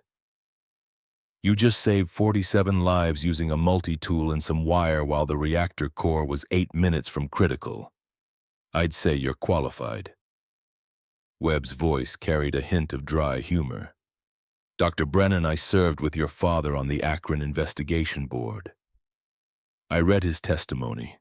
I watched him present data that proved beyond any doubt that the disaster was preventable, that every death was unnecessary, that ego killed 247 people as surely as the explosion did." His voice grew quieter, more personal. His testimony led to the creation of Protocol Zero. The Joint Chiefs decided that if we couldn't fix human nature, we could at least build a fail-safe. We could identify people with your father's gift for seeing patterns and give them the authority he never had. We could make sure the next Marcus Brennan didn't die trying to convince a commander to listen. Sarah's composure cracked just fractionally. Her eyes glistened, though no tears fell. "Your father would be proud, Dr. Brennan. He saved lives through his death by creating the system that saved yours, and you honored his memory by proving the system works. Protocol Zero isn't theoretical anymore. It's validated. You're the proof of concept." Webb came to attention and rendered a formal salute through the holographic connection. It was slow, precise, weighted with significance. Every officer in the command center snapped to attention and saluted in unison. The sound of boots coming together, of bodies moving in synchronized respect, echoed through the damaged bunker. Sarah returned the salute. Her hand was steady, her posture perfect. But those who knew her saw the emotion she carried, the weight of legacy and loss and vindication, all compressed into a single moment of military protocol. When the salutes were complete, Webb's expression shifted back to business. "Station Raptor remains a critical asset in our early warning network. Your priority is to restore operational capability while maintaining safety standards. You have full authority to requisition equipment, personnel, and expertise as needed. Colonel Kessler will remain on station for 72 hours to ensure smooth transition, then transfer out. Any questions?" "No, sir. Orders understood." "Then I'll leave you to your work, Commander Brennan. Webb out." The holographic connection terminated. The command center fell silent except for the ever-present hum of backup systems and the whisper of ventilation. Sarah stood motionless for a moment, processing. Then she turned to face the assembled officers. Every eye was on her, not with the skepticism that had greeted her arrival, but with something approaching reverence. These men had watched her save them. They'd seen competence in its purest form, and now they waited to see what she would do with the authority that had been formalized. "Dismissed," she said quietly. "Return to your posts. Chief Calloway, I need a full damage assessment on my desk in 3 hours. Lieutenant Holstrom, continue work on the communications restoration. Master Sergeant Gallagher, inventory our spare parts and create a requisition list for critical components." The men dispersed with practiced efficiency. Orders, purpose, the familiar rhythm of military structure. But now the structure had a different center, a different voice issuing the commands. Kessler remained. He and Sarah stood alone in the center of the damaged command center, surrounded by the evidence of failure and salvation. "I meant what I said to the general," Sarah told him. "You helped during the crisis. That matters." "Does it? I created the crisis in the first place. You made a decision based on incomplete information and cognitive bias. You're not the first commander to do that. You won't be the last. But you're one of the few who survived to learn from it." Kessler looked around the ruined command center, at the melted screens, at the jury-rigged systems, at the physical situation board that had replaced sophisticated technology. "I've been in command for 30 years. I thought I knew what leadership meant. Strength, decisiveness, trusting your gut, making the hard calls and standing by them." "Those things matter," Sarah said, "but they're incomplete without humility. without the recognition that your gut can be wrong, that hard calls need to be based on hard data, that standing by decisions that are killing people isn't courage, it's suicide. Your father tried to tell his commander that. He did, and his commander chose pride, and everyone died. Sarah's voice was quiet but carried the weight of old grief. You chose pride too, Colonel. The only difference is I was prepared for it. I spent 19 years becoming the person who could save everyone despite a commander's pride. I'm sorry for what happened to your father, for nearly repeating his commander's mistake, for not listening when you tried to warn me. Apology noted. But what matters isn't apology, it's application. You're going to Fort Meade. You're going to learn systems analysis and data interpretation and how to integrate technical expertise into command decisions. And then you're going to teach the next generation why what happened here almost happened. Sarah stepped closer, her eyes meeting his with absolute focus. You're going to tell them about the analyst who warned you, the data you ignored, the crisis you created, and the 8 minutes you spent watching someone else save everyone from your mistake. You're going to make it personal, make it real, make them understand that ego kills. I will. I promise you that. Good, because your redemption isn't in apology, Colonel. It's in making sure the next commander doesn't need to be saved from himself. Kessler nodded slowly. Then, surprising both of them, he extended his hand. Sarah looked at it for a moment. Then she clasped it, not with warmth, but with the professional acknowledgement of two people who'd survived something catastrophic and emerged changed. When Kessler finally left the command center, Sarah remained. She stood before the physical situation board, studying the handwritten notes and power distribution diagrams. The station was damaged but alive, broken but functional, changed but operational, just like her. She reached into her pocket and pulled out the worn photograph of her father. In the amber emergency lighting, his face seemed to smile at her, proud, understanding, at peace. We did it, Dad, she whispered to the empty room. We proved the system works. We made sure the lesson was learned. She tucked the photo away and turned back to her work. There was still much to do. Systems to restore, personnel to train, a culture to transform. But for the first time in 19 years, the weight on her shoulders felt lighter. The legacy was secure, the mission was accomplished. And somewhere in the silence between the data points, she felt her father's approval. Over the next 2 weeks, Station Raptor transformed. Not in structure, the damaged systems remained damaged, awaiting replacement parts that would take months to arrive, but in culture.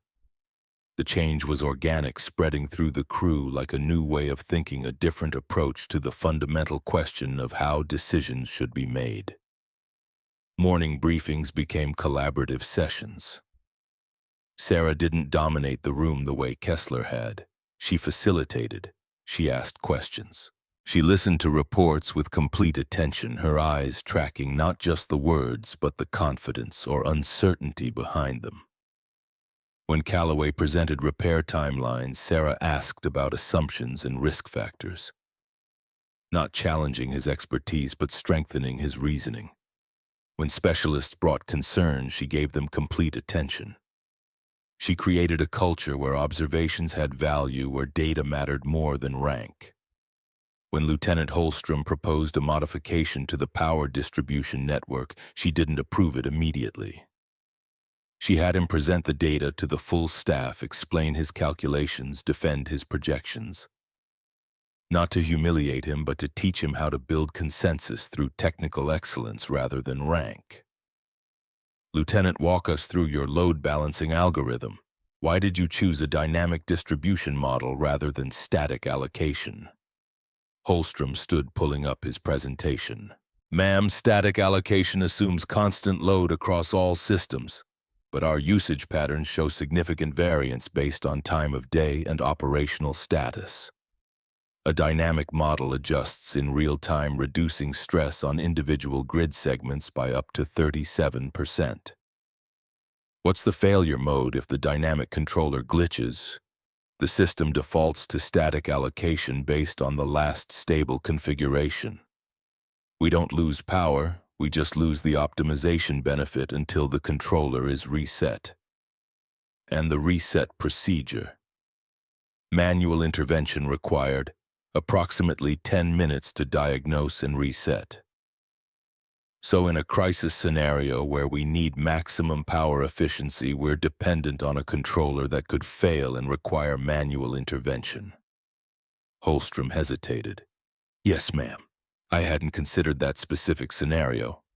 What if we implemented a hybrid approach, dynamic optimization during normal operations, but with automatic fallback to a pre-calculated high-efficiency static allocation during crisis protocols? Best of both worlds. Holstrom's eyes lit up. That would work.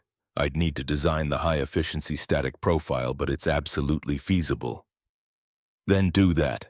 Present the revised design at tomorrow's briefing. Good work, Lieutenant. The exchange was revealing. Sarah didn't shut down his idea. She didn't claim credit for the improvement.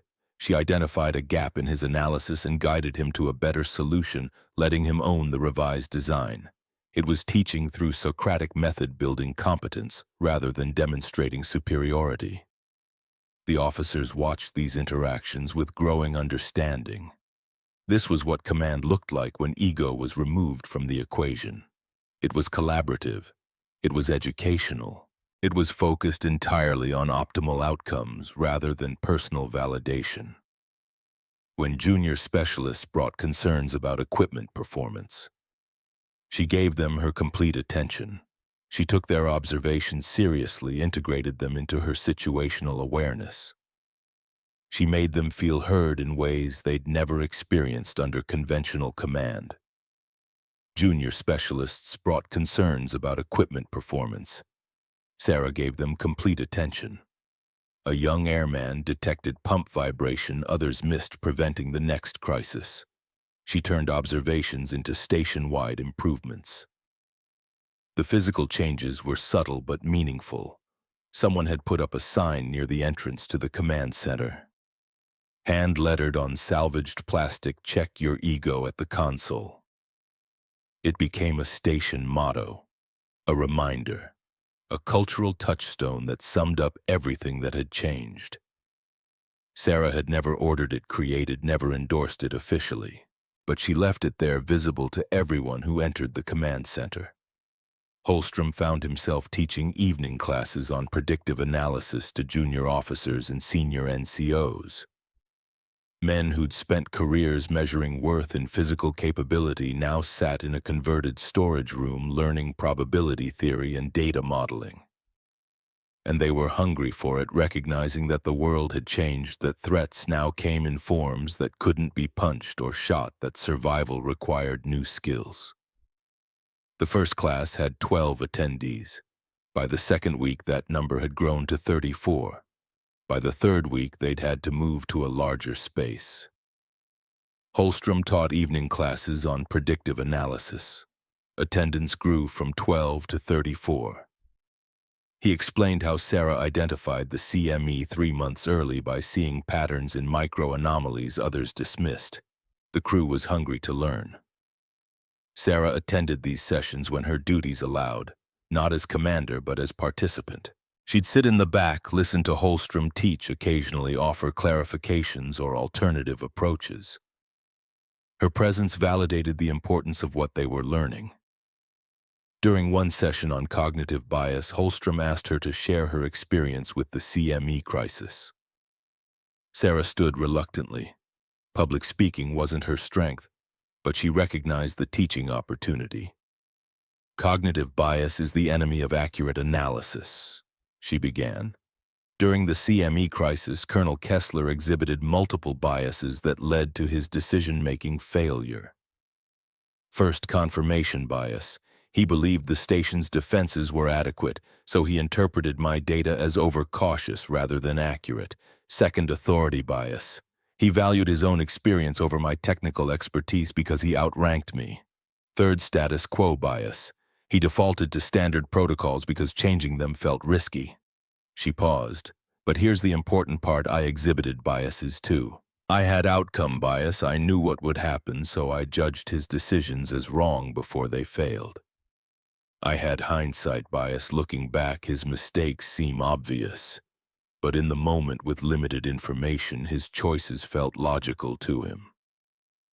The point isn't to eliminate bias. That's impossible. The point is to recognize it, account for it, and build systems that compensate for it. That's why we use data. That's why we check our assumptions. That's why we create cultures where junior airmen can question senior officers without fear.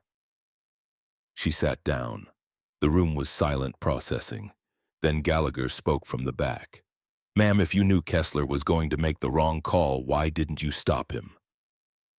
It was the question everyone wanted to ask, but hadn't dared.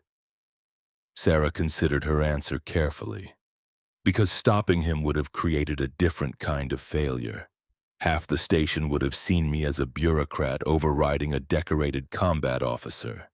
Trust would have been broken. When the next crisis came, people would have questioned my authority, resented my decisions, maybe even sabotaged my orders out of loyalty to Kessler. So you let the crisis happen. I let the data speak. I prepared contingencies, and I gambled that I could save everyone even after his mistake. It was a calculated risk with a 73% success probability. And the 27%? Sarah's eyes were distant. I carry that 27% every day. I always will.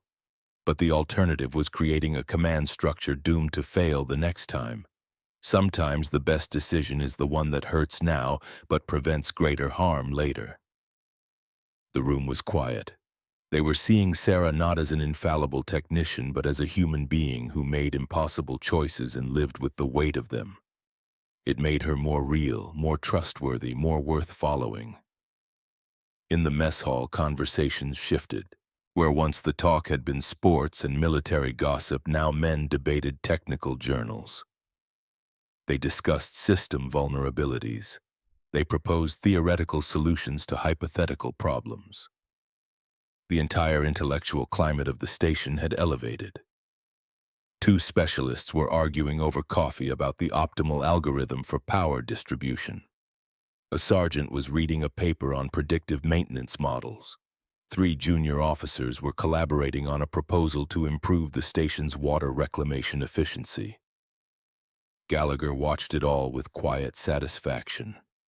He'd seen a lot in 42 years of service. He'd seen good commanders and bad ones. He'd seen units that functioned like machines and units that barely held together. But he'd never seen a transformation like this. Never seen a culture change so completely in such a short time. He found Sarah one evening in the observation deck.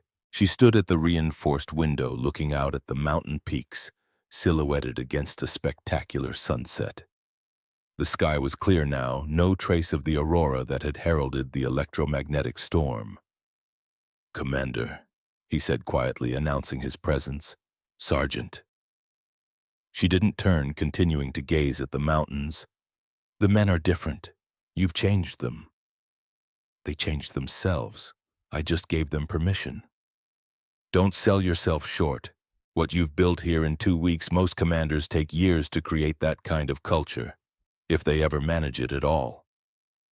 Sarah finally turned to face him.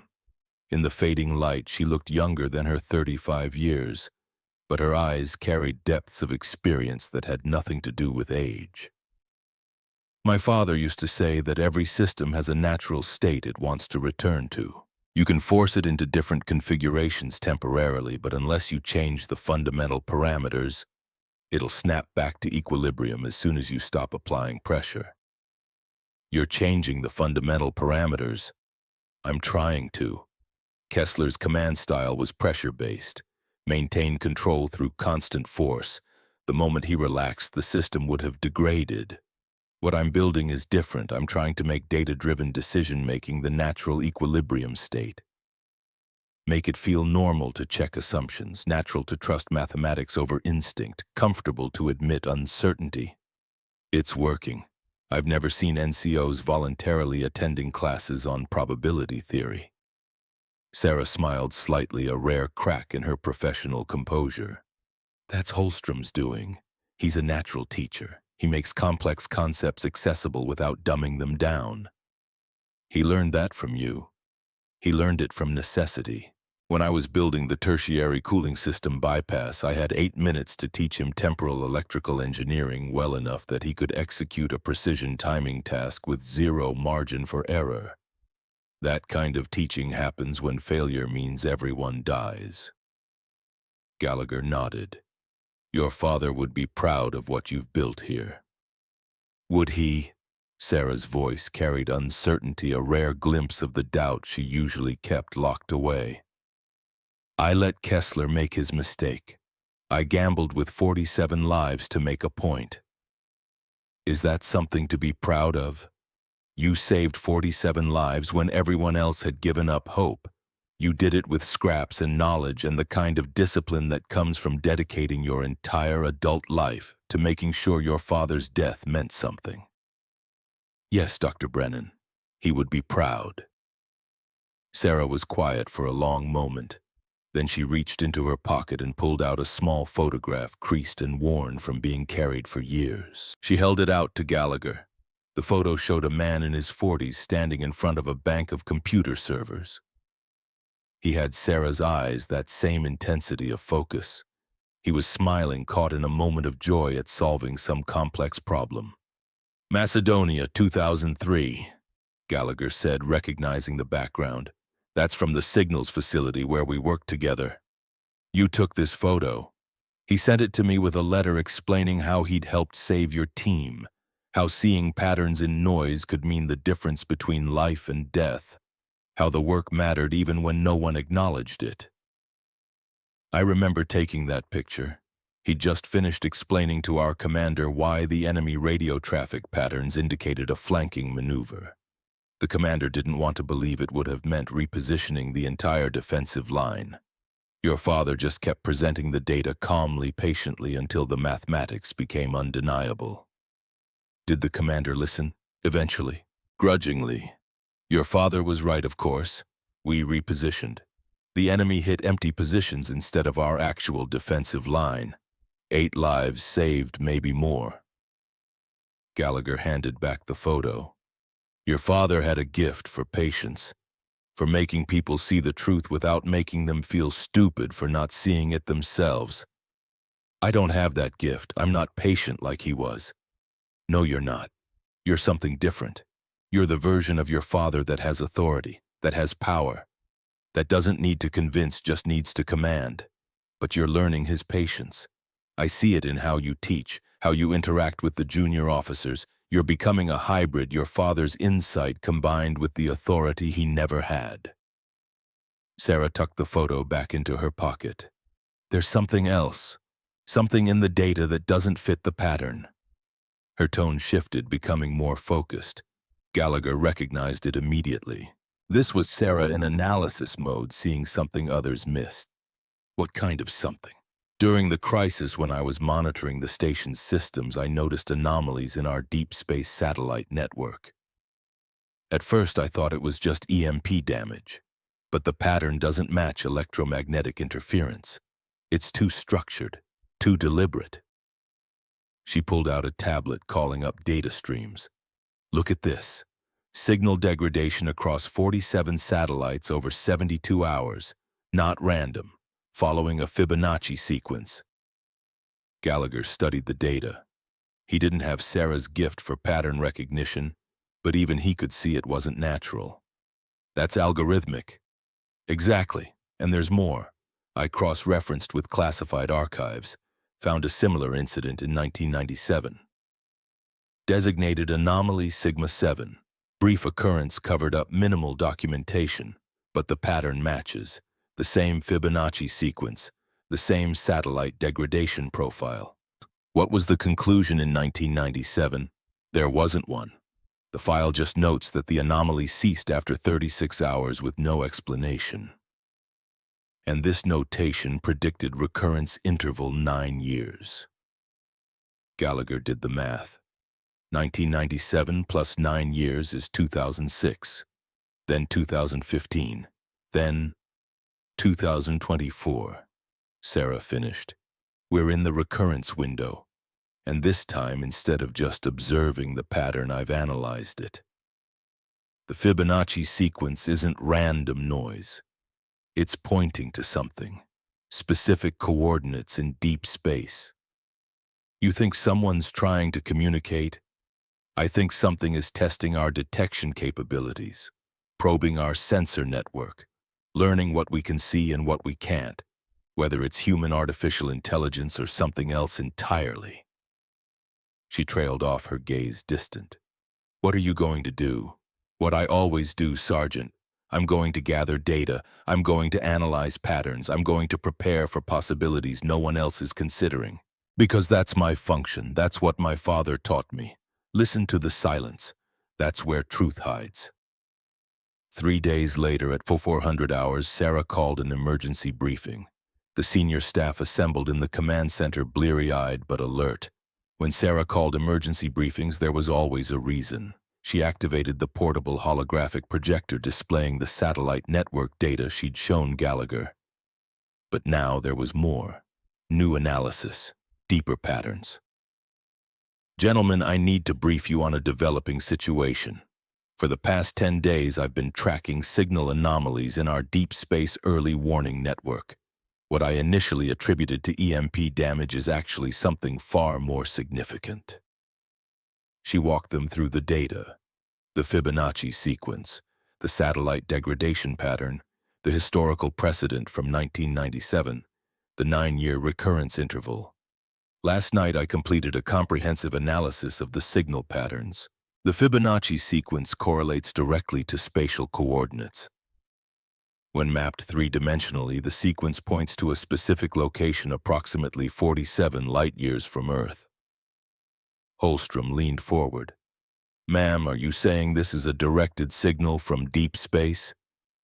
I'm saying the pattern is non-random and correlates to spatial positioning in ways that natural phenomena don't produce, whether it's a signal, a test, or something we don't have terminology for yet remains to be determined. Calloway's face was pale. This is first contact scenario territory. That's one hypothesis. Others include advanced artificial intelligence testing foreign quantum computing systems, atmospheric interaction phenomena we don't understand, or classified programs I'm not read into. I'm not jumping to conclusions. I'm presenting data and preparing responses. What kind of responses? Gallagher asked. Sarah's fingers danced across her tablet. A new display appeared showing Station Raptor's sensor array reconfigured in ways none of them had seen before. We're going to modify our early warning sensors to focus on the coordinates the pattern indicates. We're going to monitor across the full electromagnetic spectrum. We're going to gather every scrap of data available and analyze it without preconceptions. And if we detect something, Holstrom asked, then we'll have information no one else has. We'll know something about the universe that was hidden before, and we'll make decisions based on data rather than fear or assumption. She looked at each of them in turn. This station was nearly destroyed because a commander ignored data and trusted his gut. We're not making that mistake again. Whatever's out there, whatever this pattern represents, we're going to face it with open eyes and clear minds. We're going to listen, we're going to analyze, and we're going to be ready. The men nodded. They'd learned to trust her judgment, to value data over instinct. If Sarah Brennan said there was something in the deep space signals worth investigating, then there was. Holstrom, your lead on sensor reconfiguration. Calloway, I need power allocation analysis to ensure we can run continuous monitoring without compromising station systems. Gallagher, coordinate with intelligence services, see if anyone else is tracking similar patterns. Orders given. Purpose established. The meeting dissolved into coordinated action. Sarah remained at the holographic display studying the coordinates that the Fibonacci sequence indicated. Somewhere out there 47 light-years away, something existed that was trying to make itself known, or test humanity's capability, or communicate in ways humans hadn't learned to understand yet. She thought about her father, about how he'd spent his life finding patterns in noise-hearing signals in science, about how his gift had saved lives when people listened and cost lives when they didn't. She was carrying on his work now, not just preventing disasters through Protocol Zero authority, but pushing into new territory, asking questions no one else was asking, seeing patterns no one else could see. The universe was stranger than anyone thought. The data proved it. And Sarah Brennan, her father's daughter, would be the one to understand what the strangeness meant. She opened her personal log, the one she'd kept since the day her father died, the one where she recorded thoughts too personal for official reports. Station Raptor Day 23 of Command. Dad, I understand now what you were trying to do at Akron. You weren't challenging authority, you were honoring a deeper authority, the truth, the data, the patterns that don't lie even when people want them to. I learned something here. Having data isn't enough. Having authority isn't enough. You need both. And you need the wisdom to know when to force the issue and when to let the crisis teach the lesson. I let Kessler make his mistake. 73% of me says that was optimal. 27% says I gambled with lives. I'll carry that 27% forever. But the station's different now. The men trust data. They check assumptions. They listen to the silence. That's your legacy, Dad. Not just Protocol Zero, not just the authority to supersede command, but the culture of intellectual humility, the recognition that ego is the enemy of truth, that the loudest voice in the room is rarely the one worth listening to. She paused, her fingers hovering over the keyboard. There's something new, something in the data that shouldn't be there, a pattern pointing to the stars. I don't know what it means yet, but I'm going to find out, using everything you taught me, every lesson about seeing the invisible, every technique for finding signal in noise. Thank you for the tools, thank you for the example, thank you for dying in a way that created the system that saved lives. Your death wasn't wasted, Dad. It mattered. It changed everything. She closed the log and returned to the sensor data. The Fibonacci sequence pulsed on her screen, each number a breadcrumb leading towards something unknown. Over the next 72 hours, the sensor modifications took shape. Holstrom's team worked around the clock, realigning satellite dishes, recalibrating receivers, expanding bandwidth allocation. It was delicate work requiring precision and creativity in equal measure. Sarah supervised personally, not because she didn't trust them, but because the work fascinated her. This was exploration. This was discovery. This was the kind of problem her father had lived for. On the third day, as the final calibrations were being completed, Calloway approached her with a concern. "Ma'am, we have a power allocation issue. Running continuous deep space monitoring at this intensity will drain our backup systems faster than anticipated. We'll need to reduce power to non-essential areas." Define non-essential. Crew quarters, heating, mess hall equipment, recreational facilities. We can maintain life support and critical operations, but comfort levels will drop. Sarah considered. This was a test of priorities, of leadership, of whether she'd fall into the same trap Kessler had, making unilateral decisions without consulting those affected. Call an all-hands meeting. Crew needs to understand what we're doing and why. They need to consent to the discomfort, not just endure orders. 2 hours later, the entire station crew assembled in the largest available space, the equipment bay. Sarah stood on a maintenance platform so everyone could see her. 2 weeks ago, this station nearly died because one person made decisions without listening to data or consulting expertise. I'm not going to repeat that mistake. So I'm going to explain what we're doing, why it matters, and what it's going to cost. Then you're going to help me decide if it's worth it. She laid out the anomaly Sigma-7 data, the Fibonacci sequence, the 9-year recurrence pattern, the coordinates pointing to deep space. She didn't dumb it down. She didn't hide uncertainty. She presented the complete picture. We don't know what this is. It might be nothing. It might be everything. But it's a pattern that shouldn't exist, and patterns like that demand investigation. To investigate properly, we need to redirect significant power to our sensor array. That means reducing power to crew comfort systems, colder quarters, limited hot meals, no recreational power use. She paused. I can order this. I have the authority, but I'd rather have your consent, because this isn't about defending the station or maintaining critical operations. This is about pure research, about understanding something we don't understand yet. That's valuable, but it's not survival. So I'm asking, is it worth being cold and uncomfortable for a few weeks to potentially discover something extraordinary? Silence. Then a voice from the back, Airman Patterson, the one who detected the pump vibration. Ma'am, you saved all our lives. If you think this is important, that's good enough for me. Another voice, a sergeant. We've gotten soft anyway. A little discomfort will remind us we're not on a vacation resort. Laughter, agreement rippling through the assembly. Holstrom spoke up. Ma'am, can we help accelerate the research so we minimize discomfort duration? Sarah smiled. Lieutenant, I was hoping you'd ask.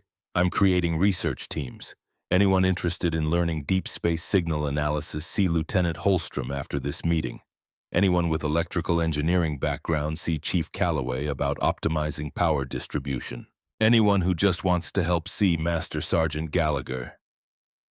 The meeting dissolved into enthusiastic chaos. Men volunteering for research teams, engineers proposing power-saving innovations, the entire crew energized not by orders but by shared purpose. Gallagher approached Sarah as the bay emptied. That was well played, ma'am. You turned a sacrifice into an adventure.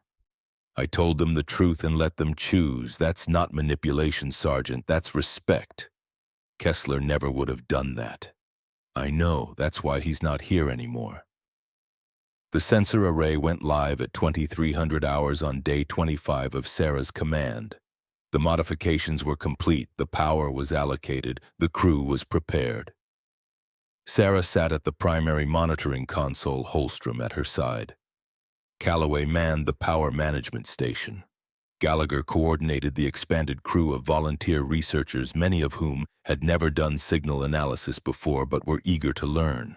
Initiating deep space scan, Holstrom announced. Focusing on coordinates derived from Fibonacci sequence. Full spectrum analysis across all available wavelengths. The data began flowing. At first, nothing unusual, just the cosmic background noise that filled every corner of the universe. Radio emissions from distant stars, microwave echoes from the Big Bang, the electromagnetic conversation of a living cosmos. Then at hour 3, something changed. Ma'am. Holstrom's voice was tight. I'm getting a return signal, extremely faint, but it's there, and it's structured. Sarah leaned forward, her eyes scanning the data waterfall. There, a pattern within the noise, repeating, organized, deliberate. Can you isolate it? Working on it. It's buried deep. Someone or something is using very low power or is very far away. Or doesn't want to be easily detected, Sarah added. Holstrom applied filtering algorithms, stripping away cosmic background, isolating the signal. As the pattern emerged, his hands stopped moving. Ma'am, this is the Fibonacci sequence, in reverse, like an echo, like a response. Sarah felt her pulse quicken. For the first time in weeks, genuine surprise cut through her clinical composure. Someone's answering us. Or something. They worked through the night. The signal was faint, requiring enormous computational power to extract from background noise. But it was real. It was there, and it was unquestionably artificial. By dawn, they had enough data to analyze structure. The Fibonacci sequence wasn't just random numbers. It was encoding something. Information. Mathematical relationships. Possibly even a message. Sarah called another emergency briefing. The senior staff assembled exhausted but excited. Even the volunteer researchers crowded into the command center wanting to witness history. We have confirmed detection of an artificial signal from coordinates 47 light-years distant, Sarah announced. The signal structure suggests intelligence. Whether human, artificial, or other remains unknown, but this is not natural phenomenon. This is communication. The room erupted in excited murmurs, questions, speculation. Sarah raised her hand. Silence fell. Here's what we know. The signal is weak, suggesting either low transmission power or significant distance beyond 47 light-years. The Fibonacci encoding is mathematical universal, not tied to any human language. The recurrence every 9 years suggests either automated transmission or deliberate periodic contact. What do we do? Holstrom asked. We listen, we analyze, we learn, and we report our findings through appropriate channels. This is beyond Station Raptor's mandate. This is a strategic command decision. Are we going to respond? Someone asked. Sarah considered. That's not my call to make. We're early warning, not first contact, but if authorized, yes. We have the capability to transmit on the same frequency with significantly more power than we're using to receive. She looked around the room, at the tired, excited faces, at the wonder in their eyes. This was what her father had lived for, the moment when data revealed something unprecedented, when patterns pointed to truths no one had suspected. Whatever this is, we found it because we were listening, because we trusted anomalies instead of dismissing them, because we created a culture where observations matter and data is respected. This discovery isn't just mine. It belongs to every person who helped build that culture, to everyone who chose discomfort to pursue knowledge, to everyone who believed understanding mattered. She paused, and to my father, who taught me to listen to the silence, because that's where truth hides. The report to Strategic Command was comprehensive. 300 pages of data analysis, signal specifications, comparative analysis with the 1997 Sigma 7 incident, recommendations for response protocols. General Webb's response came 72 hours later, another holographic conference, but this time he wasn't alone.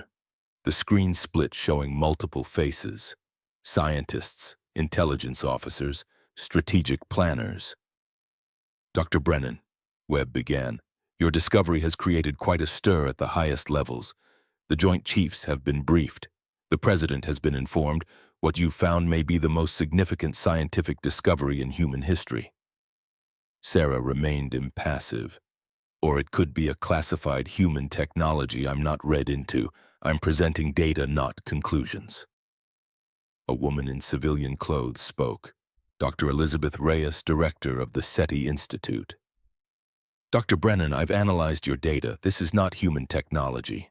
The transmission characteristics, the encoding methodology, the apparent origin point, none of it matches any known terrestrial or orbital system. Then what is it? We don't know. That's why we need you to continue monitoring. And with your permission, we'd like to establish a dedicated research team at Station Raptor. Full funding, full personnel support. We're designating your facility as primary contact station for this phenomenon. Sarah glanced at her crew, at Holstrom's eager expression, at Calloway's excitement, at Gallagher's proud smile. On one condition, Sarah said, which is, my crew stays involved. This isn't something you fly in specialists to take over. The people who found this pattern deserve to study it. I'll accept support personnel, equipment upgrades, expanded capabilities. But the core research team is the people in this room. Dr. Reyes smiled. Dr. Brennan, I wouldn't have it any other way. You've built something special there. A team that trusts data over ego, that values observation over assumption. That's exactly the mindset we need for first contact scenarios. Webb spoke again. Commander Brennan, you've done more than save a station and make a discovery. You've proven that Protocol Zero works, that the culture it creates produces results conventional command structures miss. The Joint Chiefs are discussing expanding the program. More Protocol Zero designees, more stations operating under your model. Sarah felt the weight of that, her father's legacy spreading, the lesson of Akron being learned finally at institutional scale. I'm honored, sir, and I'll support that expansion however I can.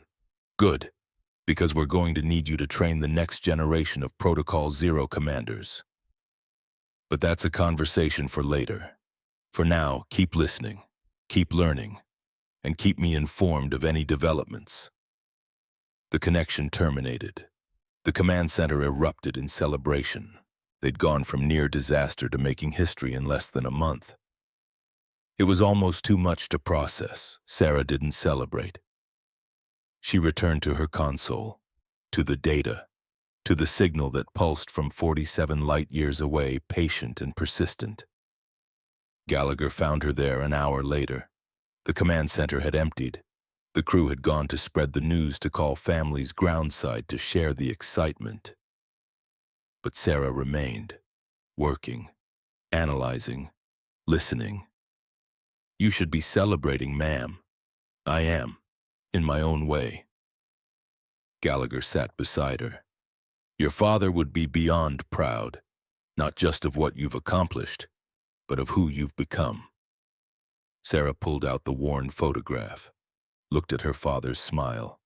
I spent 19 years preparing to save people from disasters like Akron, building the skills, earning the authority, positioning myself to prevent the next tragedy. She traced her father's face with one finger. I never thought about what comes after, about what you do when the mission succeeds, when the lesson is learned, when the system works. You keep going, you keep improving, you keep pushing into new territory. Is that what this is, the signal from the stars? Maybe. Or maybe it's the universe's way of saying your father's work matters beyond what either of you imagined. He taught you to listen, you listened, and you heard something no one else could hear. Sarah closed her eyes. She could almost feel her father's presence, his approval, his pride, his joy at the discovery they'd made. I miss him, she said quietly. Every day I wish he could be here for this. He is here, ma'am. In every lesson you teach, in every decision you make, in every pattern you recognize. He's here because you carry him with you. Sarah opened her eyes, looked at the data flowing across her screen, the Fibonacci sequence pulsing from the depths of space.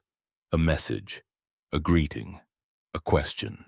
She thought about her father dying on Akron Station, about the 247 people who died with him, about the system created in response to that tragedy, about Protocol Zero, about her. She thought about Kessler learning humility at Fort Meade, about the officers who'd be trained in the new culture, about stations across the globe that might adopt the check your ego at the console philosophy. She thought about the signal, about what it might mean, about the questions it raised, about the future it promised, and she realized her father's death hadn't been wasted. It had started a chain of events that led here, to this moment, to this discovery, to a culture that valued truth over ego data, over intuition, listening over commanding. Sarah spoke quietly to the empty command center, but her words carried the weight of absolute conviction. I'm listening. The sensors hummed, the data flowed, the patterns emerged, and somewhere 47 light-years away, something waited to be understood. Outside, the sun rose over the Rocky Mountains. The sky was clear and brilliant, no trace of the electromagnetic storm that had nearly destroyed them. Station Raptor stood sentinel on its peak, damaged but functioning, changed but operational. Sarah Brennan sat at her console, her father's photograph beside her keyboard. She worked in the pre-dawn quiet, listening to what the universe was trying to say. watching for patterns that others couldn't see, preparing for possibilities that hadn't been named yet.